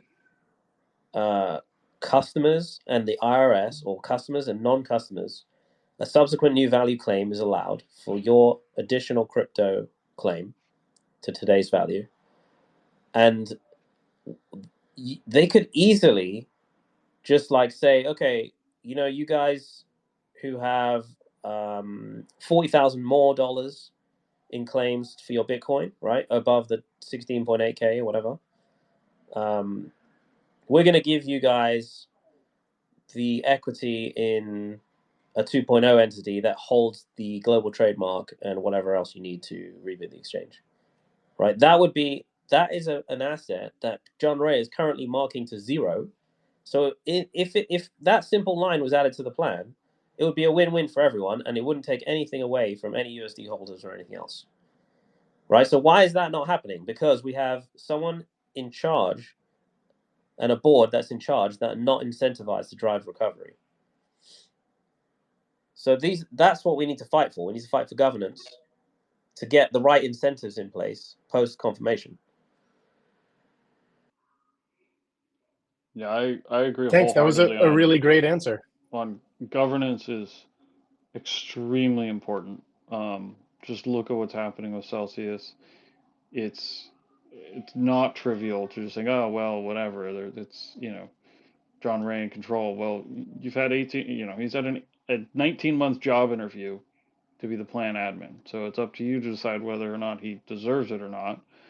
On the kind of nuance of what you'd be fighting for and where you could get to a consensual plan that still would follow the bankruptcy code would be if property was ruled to be property of customers, or a settlement consensually was uh, met for that, you would still be able to give all customers in USD petition date value, and because it was stolen property, you could apply the default judgment interest rate to that even without a solvent debtor. I'm 99% confident in the bankruptcy code would allow that. I'd have to look into a couple nuances. That would mean that those customers would be getting interest on the money that they had stolen from them and have lent effectively to the bankruptcy estate who's controlling it. Then you would have crypto customers get the full value of their claim at some date certain. So that would be, say, 70K today for Bitcoin. And you would get that paid out up until the point that it has been made whole, which probably won't happen here in terms of getting to 100% of, say, if you were 100% BTC, you're not going to get 70K for your BTC at this point, because that would need over $18 billion of value to get to that point, assuming everything hits appropriately. However, you can get a lot more than 142% of 17K. So that's a major difference. where you could ultimately get to a consensual settlement because you'd have objections from non-customers who would then try to argue petition date value as well, is one of the early tenets of the PSA was just a 90-10 split. That could, in theory, be the most consensual option here, where if the estate does get to 16.5, 18, whatever billion, you could then distribute 10% of that to non-customers, where everyone would then get a better outcome than what is currently contemplated, and you get to a consensual plan. But right now, the plan itself doesn't follow the bankruptcy code, as the objectors have argued, and may not even be a confirmable plan at the end of the day. So that's a major problem.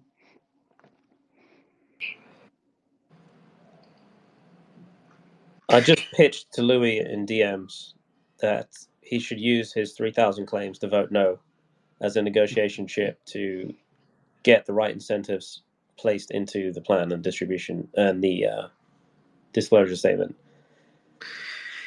I'll tell you what. Well, I'm going to jump off soon, but what I can show, we had the same position. So I started lobbying for governance right before plan confirmation. I'm going to share with you a blog of what I did. And I think you guys are in a similar position. So firstly, do this space every week and keep doing it and make sure you get as many FTX creditors coordinating as possible. That's the key. The debtors need to see that you're forming, a force. Then what I did is I published a page on my website. We filed under an ad hoc all of the governance changes we needed, and we put it in the court and said, here's the 17 things we want to change. And then we got as many creditors to fill in a form and say the value of their claim and pledge their claim of support behind that. We managed to get like a significant chunk of the estate that supported the different initiatives for changing the governance. And what it ended up doing is the UCC then contacted us as the ad hoc and entered into a negotiation to push for what they wanted, to push for any of the changes. We ended up getting, I was pushing for broad representation on the NUCO, the post-emergence. They wouldn't cave in that, but they ended up giving us they ended up giving me a board observer seat, and then I refused to take the position. And then when I refused to take the position unless they did board representation, they still didn't cave in. But they said, we'll give you 2 other board observer seats. So the best we got was 3 board observer seats, and then we got consultation rights around some of the key decisions in the negotiation. And then, as I said, then they just actually, as soon as they got the vote, they took me off the board and then gave the other people that were in the club the seat. So you've got to be careful as well. They've reneged on their agreements as well. So I can share you a blog post that I did, and I think you might want to organize a similar thing and then just file something saying what you want and how you want the governance structure done. Yeah, that's a good idea. Please share. Board observer seats are useless if they're non-voting. Yeah, they wouldn't cave because the board had already decided who the board were, and it was all the people in the clique, and they didn't want me to observe. So. Okay, cool. I'm gonna jump off, leave you guys to it anyway. Thanks, anyway, Simon, good to see the initiative, and I'll DM you some stuff if it helps. We Good got luck, some everybody. new speakers, or we did at least. Maybe they jumped off. If there's anyone new there were a couple of people who wanted to speak, just request again if we got lost. In the meantime, what else we got? I think that we covered a lot, guys. Is there anyone who wants to share their story and do some group therapy?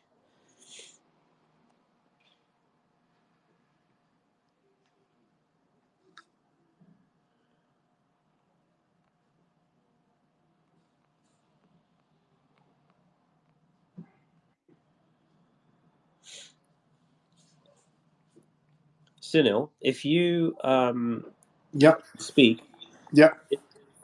Yep. can you summarize what happened with the estate trying to sue us, trying to sue creditors? Yes, exactly. So, just a recent filing by the estate.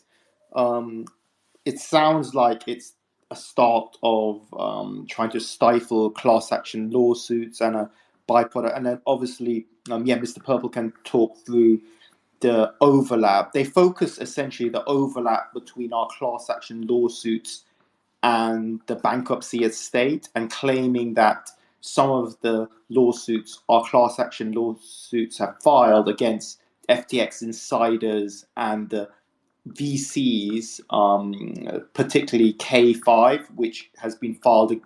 The debtors have filed similar lawsuits, and there's some overlap. However, when we go into the lawsuits in more detail, it's their way of trying to stifle recovery from class action lawsuits, because specifically they have asked for information and property which has been delivered by people like Sam Bankman-Fried, Dan Friedberg.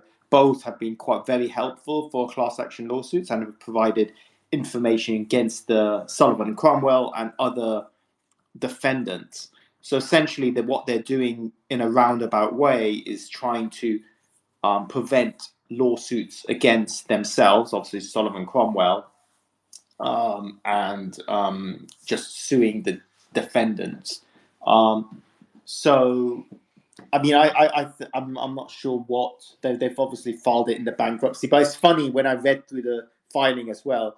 They obviously have there's a sore note. I mean, they're like hurt by the fact that we've outed Sullivan to the DOJ, and basically at the sentencing, they referred to the fact that I said, Anthropic was bought with customer funds and it's ours, and they're obviously hit a sore note because they refer to it even though it's kind of irrelevant in the filing. So I think that they let's see what they say. They probably I think in the filing they're probably trying to gain sway with Judge Dorsey in saying that, okay, because our objection to selling Anthropic was not upheld by are overruled by Judge Dorsey. So essentially, they're probably included that, saying that I wanted to tell the DOJ, and otherwise I can't see why they would even include that in the filing. So let's see. I think that there's an issue. Obviously, they're trying to include a double dip provision inside the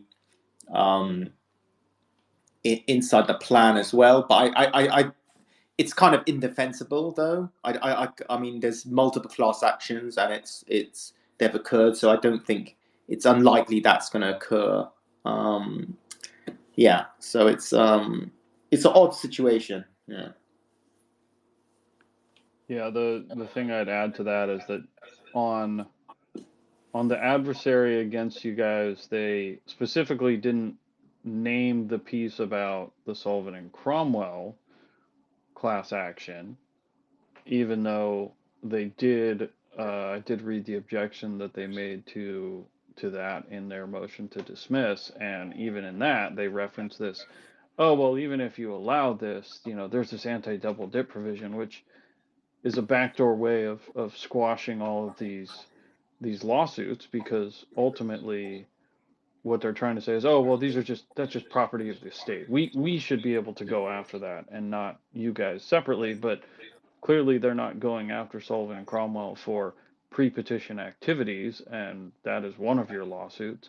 Going after these other parties, there is some overlap in the sense that they've obviously sued SBF and all of the insiders, and you guys have as well. But what they're trying to do is basically hijack your lawsuit, squash it in a sense, and make it so that the only avenue to get recovery is through the bankruptcy process, which in this particular case is not appropriate because there are other extenuating factors and lawsuits that would apply. and they're trying to jam through this anti-double dip provision or the specific language in an anti-double dip provision that would prevent that, which is what is kind of this perverse outcome that they're trying to achieve. Awesome. And what do you? I mean, it's just a really odd thing to go after creditors. How do you feel that Judge Dorsey or this will be perceived? For example, an estate suing the named plaintiffs, creditors who are trying to like maximize recovery for customers.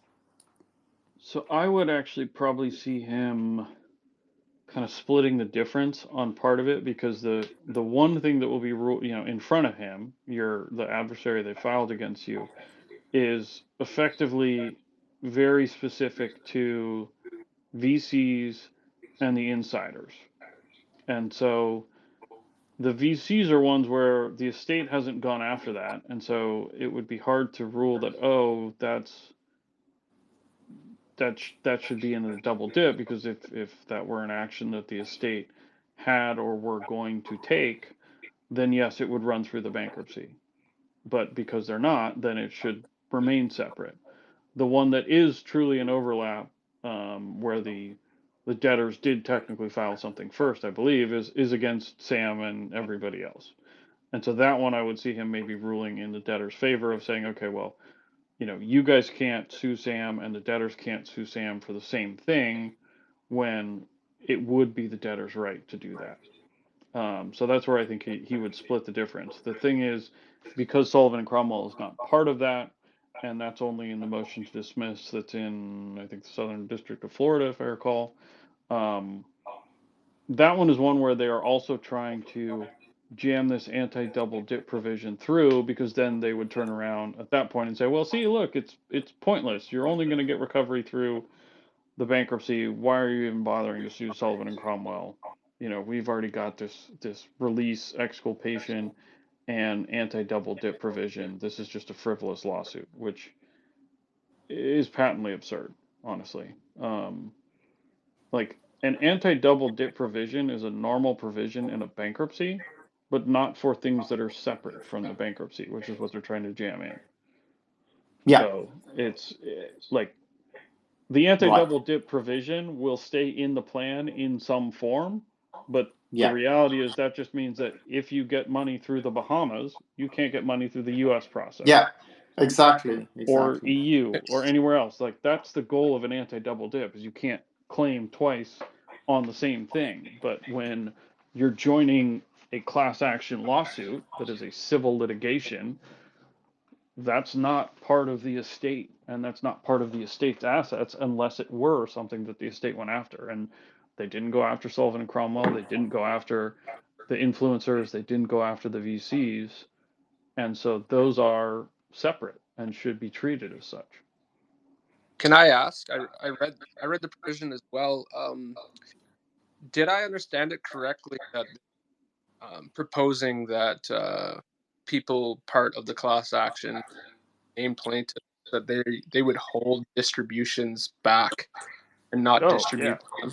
Yeah, no, it's a completely screwed up, and the provision itself lacks any material detail. And because of the governance, it basically gives the plan admin, John Ray, an ability to say, I need, what was the terminology? Sufficient evidence that you're not getting recovery from somewhere else. And in the MDL's objection to that provision, it states that the plan itself says that all you need to have done is requested recoveries through that lawsuit, and they can withhold.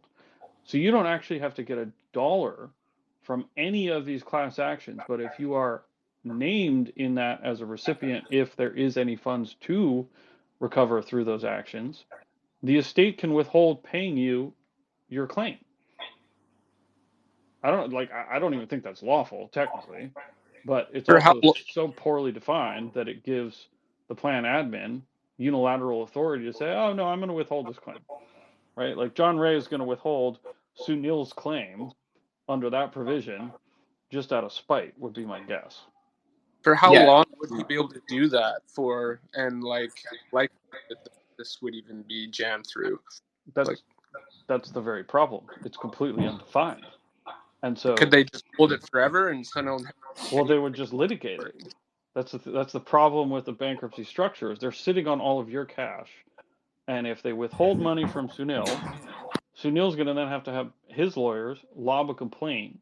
So he's going to pay his lawyers more to fight for the money that he's already legally has a claim to, but the administrator would say, well, you have to provide sufficient evidence.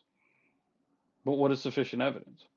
Sufficient evidence is solely in the mind of John Ray as defined in this plan. And that's not appropriate. That you shouldn't be in a position as a creditor to not know whether or not your claim will be paid out based on the fact that you also signed up for a class action lawsuit. So that's another threat, if you will, from the debtors of like, oh, well, we can hold back your claim. They shouldn't have that legal ability. And that's one of the objections that has been lobbed.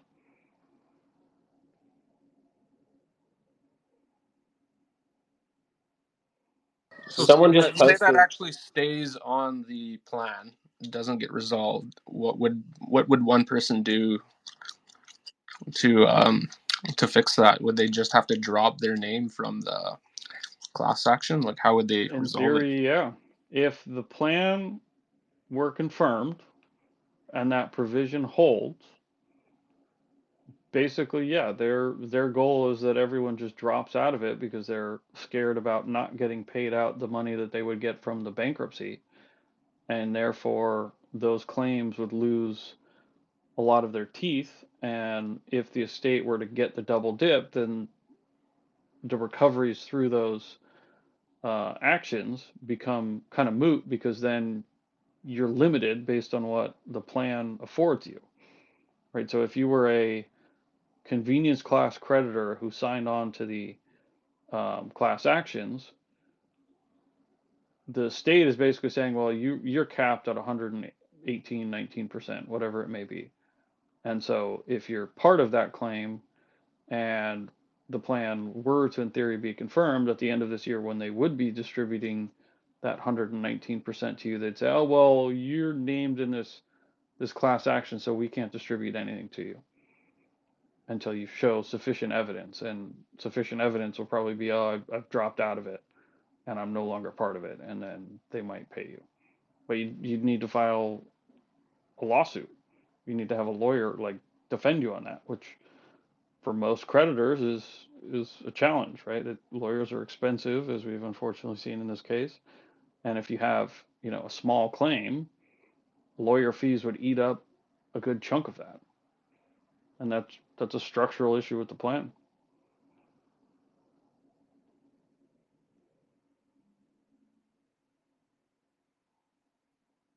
Someone just posted that FTX just made a settlement with the Bill and Hillary Clinton Foundation for $500K. I wonder how much we lost.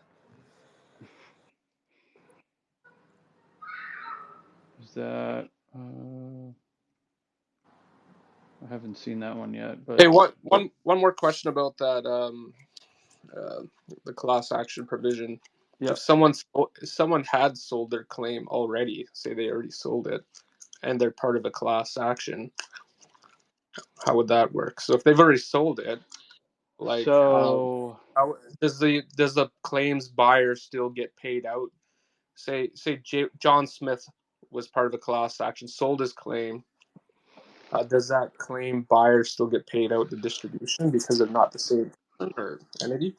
So the short answer is I don't know, because the language is too generic, even if you were still a holder of a claim. However, in theory, the estate could say, well, attester, you bought John Smith's claim, and John Smith is part of this class action. We're not going to pay you out on that claim until that gets settled out. And unfortunately for claim buyers in the in the sale form agreements that most creditors, have to sign because it's a buyer's market, have, kind of clawback against the seller provisions that would mean that like a tester could go after an individual claim and say, well, I'm not getting paid out on your claim from the estate because you're part of this class action. And that's another means where they could attempt to squash it that way. But these are hypotheticals, right? So I can't say that with any certainty that that's what would happen, but the provision itself creates these very problems of hypotheticals, and I don't know how they would end up playing out, other than they would probably play out in front of the court.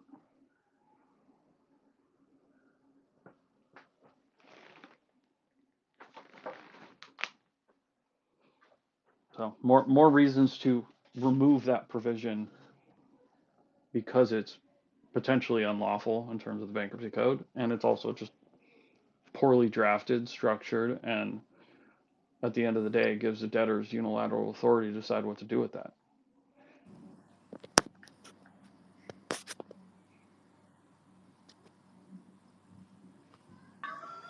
Okay, we've been going at this for 3 hours. 3.5 hours. Look, unless someone else wants to speak, we got Gucci Man here. Hopefully, this is a real person. What you got to say, Gucci Man?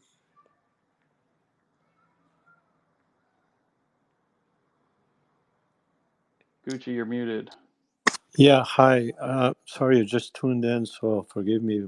This question probably was answered before.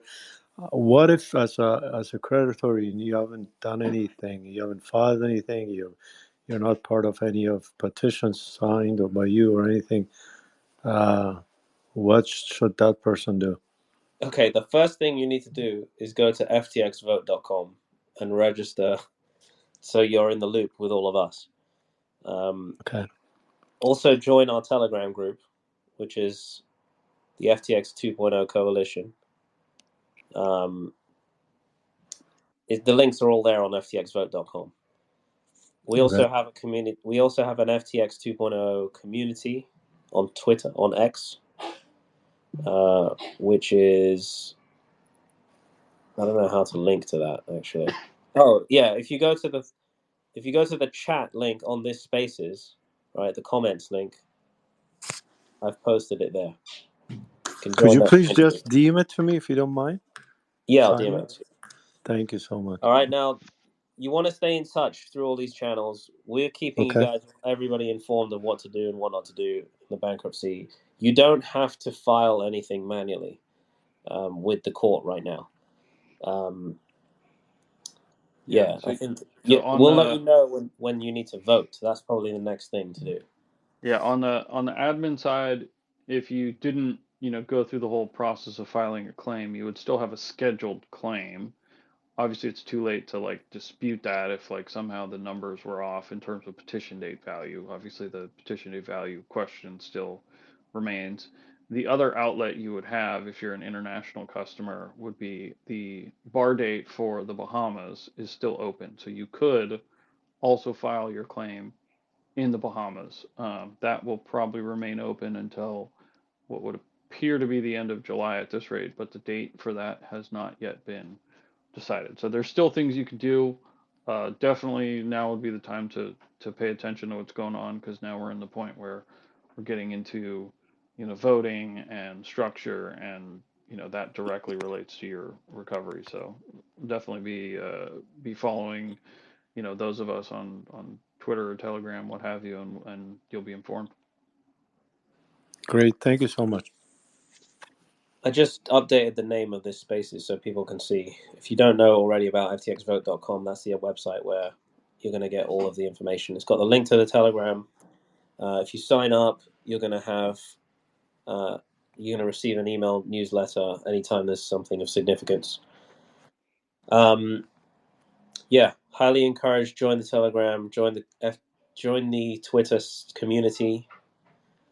We will do this. I think we should keep doing this weekly, or at least if there's a significant update in the case. Purple, how is Monday evenings for you? Or like for you, it's morning, right? So maybe we should just commit to doing this every Monday. I can commit to that. I'm on PST time zone, so I can do, Cool. if this was a 7 a.m. start for me, I can definitely do that. Probably the most Okay. optimal given all of US, all of Europe still within reasonable hours to listen in. Might have to do another one for, Asian time zones at some point just to be inclusive. Okay. Anyone else wants to talk? You can come up here and vent. You can shout at John Ray and at Solcrom. You can give us tips on what shitcoins to buy.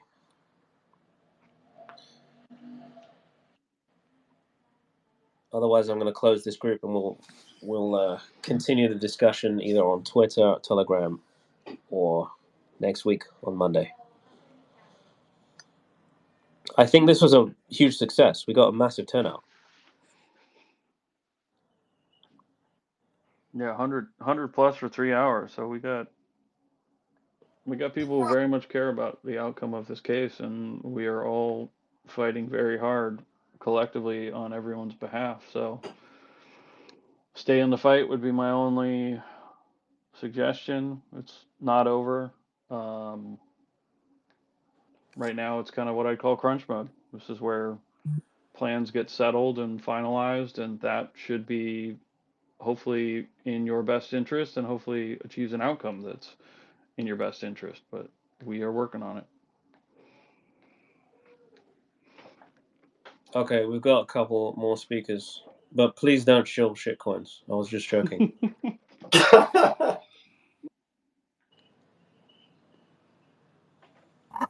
Hey guys, thank you so much for everything, the spaces and the information. I wanted to ask, do you think the large claim buyers will eventually object to John Ray having full control of the wind down process? I mean, clearly so far they didn't have any objections, right? And some of the stuff, like for example, the checks on the distribution is in their favor. But I wonder if they eventually will oppose John Ray. From the conversations I've had with them, they are on Team John Ray. So two of the large ones, Baupost and Attesta, who are on the ad hoc, the Eversheds ad hoc, the other one. So Baupost have dealt with John Ray previously in a case, and they made Baupost some money. So they've told us that basically, John Ray is their savior, and whatever he says goes. And Attesta are in a position where they need to basically just get recoveries ASAP. They actually don't care about anything in the case anymore. They just want this vote to be confirmed as fast as possible. They want distributions to happen. They want the first distribution to be as large as possible. And that's like, they've given up on changing the plan or fighting for recovery. So anything affecting John Ray will delay things, and they don't want to challenge John Ray's authority.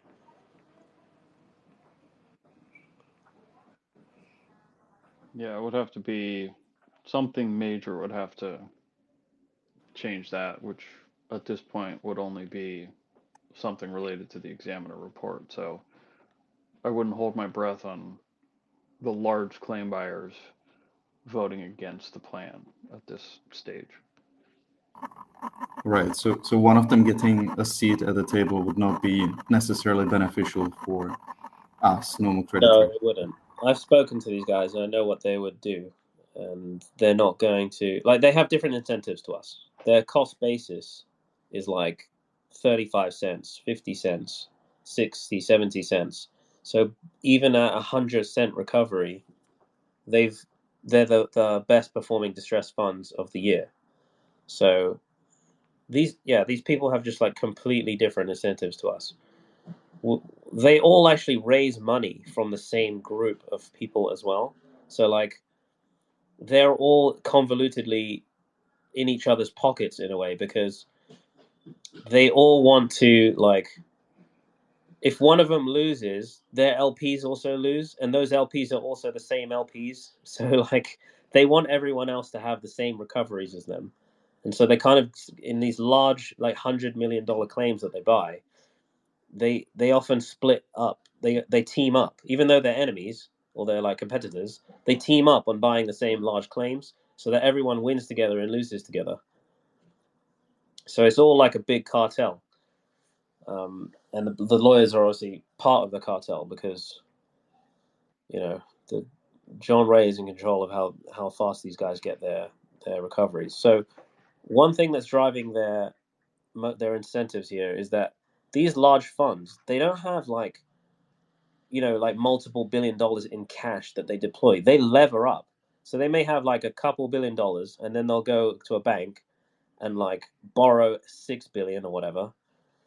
Okay, and now they've got an $8 billion fund, and that borrowing costs them money every day, and so they're under this like time pressure to return capital, and so that they can then pay down their credit lines, and recycle the money again, like borrow again, and then buy the stub claims. So they're on the only thing that matters to them is timeline. They need to get paid as soon as possible. Yeah, fair enough. But that slightly goes against what Kyle said before, that anyone above convenience class, above 50K, is unsure of how much we're going to get and when, right?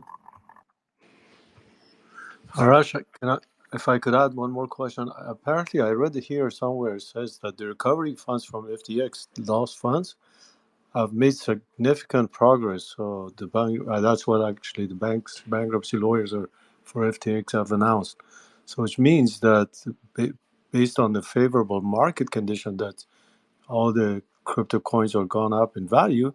So effectively, we should even get more than our 100% of our initial claims, Well, right. unless the Yeah. bankruptcy court is different. I don't know in the United States. So as it stands right now, the way that they have proposed a plan for those who have 50K or less would get about 119% of their petition date value. Those above, there's a lot of uncertainty on the timing of when you would get recovery and how much each distribution would be, but the estate is estimating that on the high side you would get 143% of petition date value if you had, say, a $100,000 claim. The issue is, one, there could be more that could be achievable both from a reallocation of the existing waterfall plus these other multi-billion-dollar efforts that could achieve higher than 16.5 billion in aggregate recovered. And also they're not stating what the timeline is to get to 143%. That could be 5+ years, which completely changes the equation versus if they said, okay, well, by this time next year, we'll have 14 or 15 billion in cash and we plan to distribute to all those creditors, 130% of their petition date values, with the remaining coming after years. That is wholly different than if they say, oh, well, we're going to distribute 90 cents next year and then the remaining 50 cents you're going to get paid out, 10 cents a year for 5 years. Those are two completely different scenarios from an individual choice standpoint in terms of how you would want to vote on a plan based on those two things, and it's not clear at all. So if we vote collectively saying that yes, we want to obviously have fast and rapid recovery, would the bankruptcy courts and everybody else will proceed with that, or that's not up to the creditors? Well, in your vote, yes or no, you would be voting for whatever they say they're going to do. And if they're not saying they're going to do something with an explicit, we will do this, we shall, and will, whatever the language is in the actual document itself, then you'd be voting on something without knowing. And I would have significant concerns. If I were a fiduciary to someone with a claim of above 50K, I wouldn't vote yes, because the plan is not complete and it doesn't give enough information to decide, because it doesn't state anything other than what they plan on doing with convenience class. And if you have any experience in bankruptcies, they last a long time. And the debtors, if they have full control of governance and a huge cash pile, doesn't mean they're going to distribute it quickly. And based on the fact that they are trying to argue petition date value for crypto, but also give this post petition interest evenly for USD and crypto, my guess is the way that they would achieve that is basically just paying out the interest payments year over year until the estate is basically bled dry. And by the way, during that whole time, they will pay themselves. I have Yeah, worked and that's what directly on I'm. a case where the professionals will get more out of the case than the secured lenders or the UCC. That's my point, because obviously it's not in the best interest of the attorneys and lawyers, because like you said, they could probably drag this on forever so that they can pretty much deplete all the funds, and Correct. that's not what we want as a creditors. I think we should just uh, bite the So bullet, and whatever comes out of it, just take it at this point, because obviously we're still in the beginning of the bull run, so you could probably recover most of your loss by having full control of your assets than just letting it in the hands of these people to drive well, it very much down to zero. so Down to zero. I have a slightly different opinion on that because if you really want control of your assets, unfortunately, yes, there is a way of selling your claim, which would be at a discount. However, if you voted yes on the plan and let them do what they wish, it is completely uncertain when you would get those funds back, and that is a problem. But that problem can be solved by one, modifying the plan now before it even goes to a vote, which is part of what is happening with these objections and forcing some of these issues to have to be clarified at a minimum. And at a maximum, it would be even more clearly defined to say, okay, the debtors should be able to say that we anticipate a distribution schedule of at least a definitive number of what they intend to distribute on the first distribution by, call it Q1 of 25 for anyone who has above 50K. If they're stating that they're going to have 13 billion in cash within months from now, they should be able to have a minimum baseline, and they should be able to say what are our anticipated holdbacks.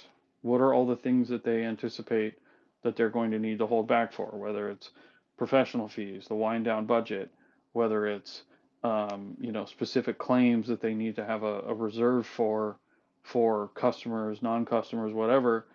None of these things are defined, and that becomes a problem because you're voting on something that's unknown. Yeah, And but then what is the role of the judge, the damn bankruptcy court judge? I don't get it. I mean, why can't they put pressure on them and saying like, okay, we want this to be settled, so come up with a settlement plan, and they need to be prosecuted. I mean, sorry, executed by the judge. no, I hear you. And part of that, unfortunately, the way this case has been run has delayed those issues from getting heard by the judge, but now they're getting to a point where they're kind of being forced because So you telling me the judge is in it too? no, the judge. So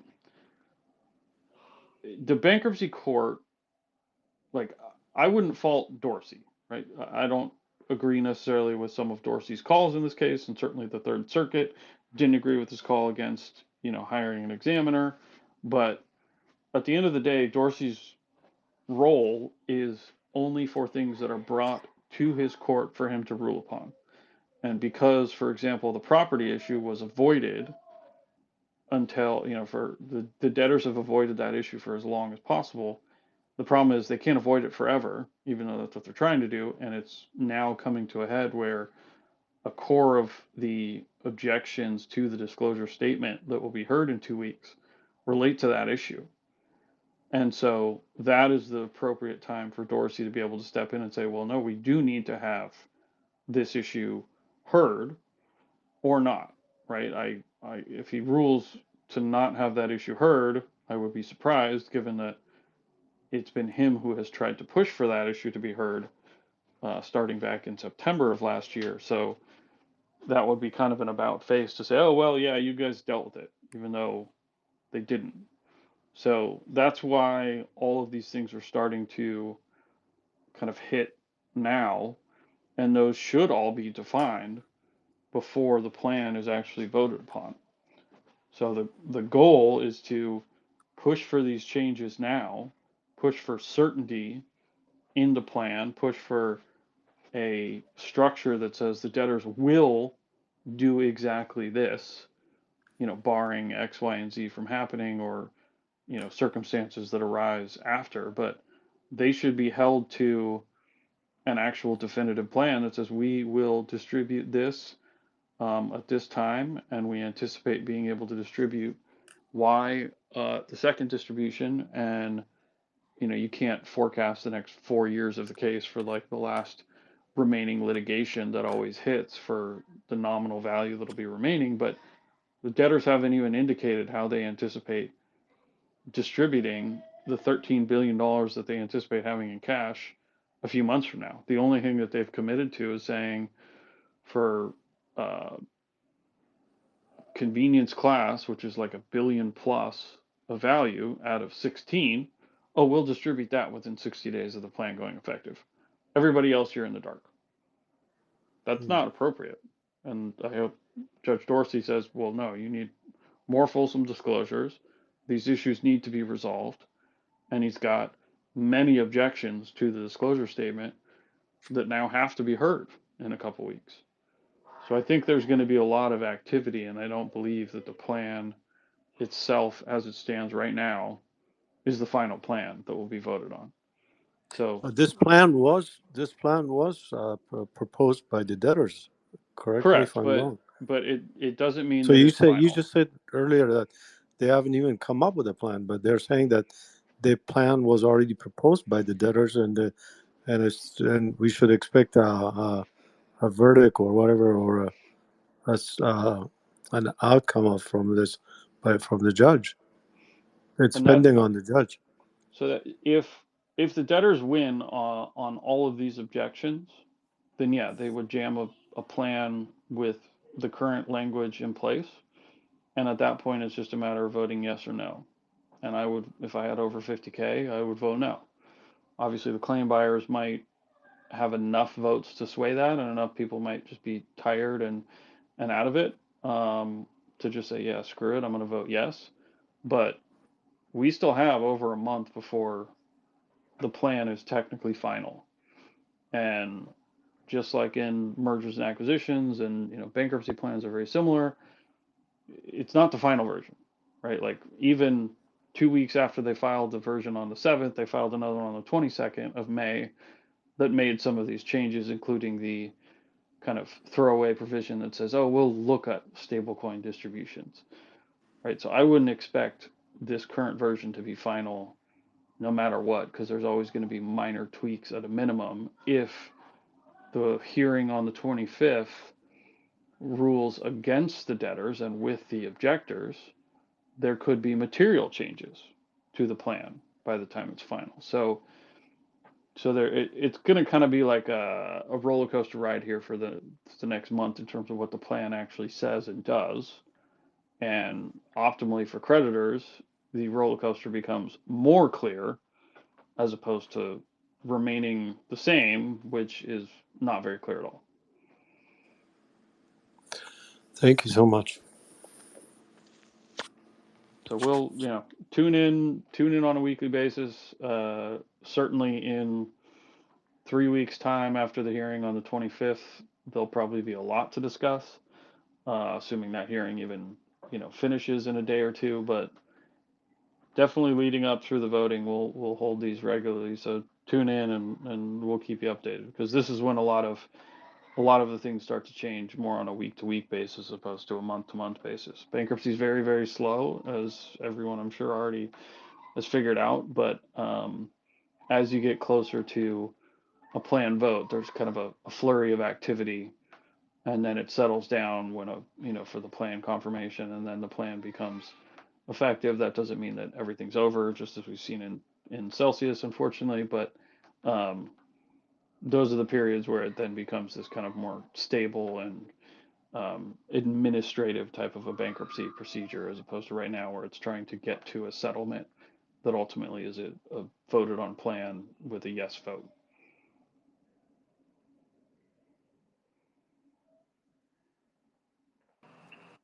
All right, this was a resounding success. I'm calling it now. 4 hours. Yeah, 4 hours. Yeah, exactly to the minute almost. So let's do it again next Monday. Thank you everyone for turning up, and let's keep growing this community. Please try and share, comment on Twitter, quote, tweet when we come out with stuff. Spread the word, and we will all share in each other's additional recovery for fighting. Okay, so cool. Keep fighting, guys. Bye. Take care, everyone.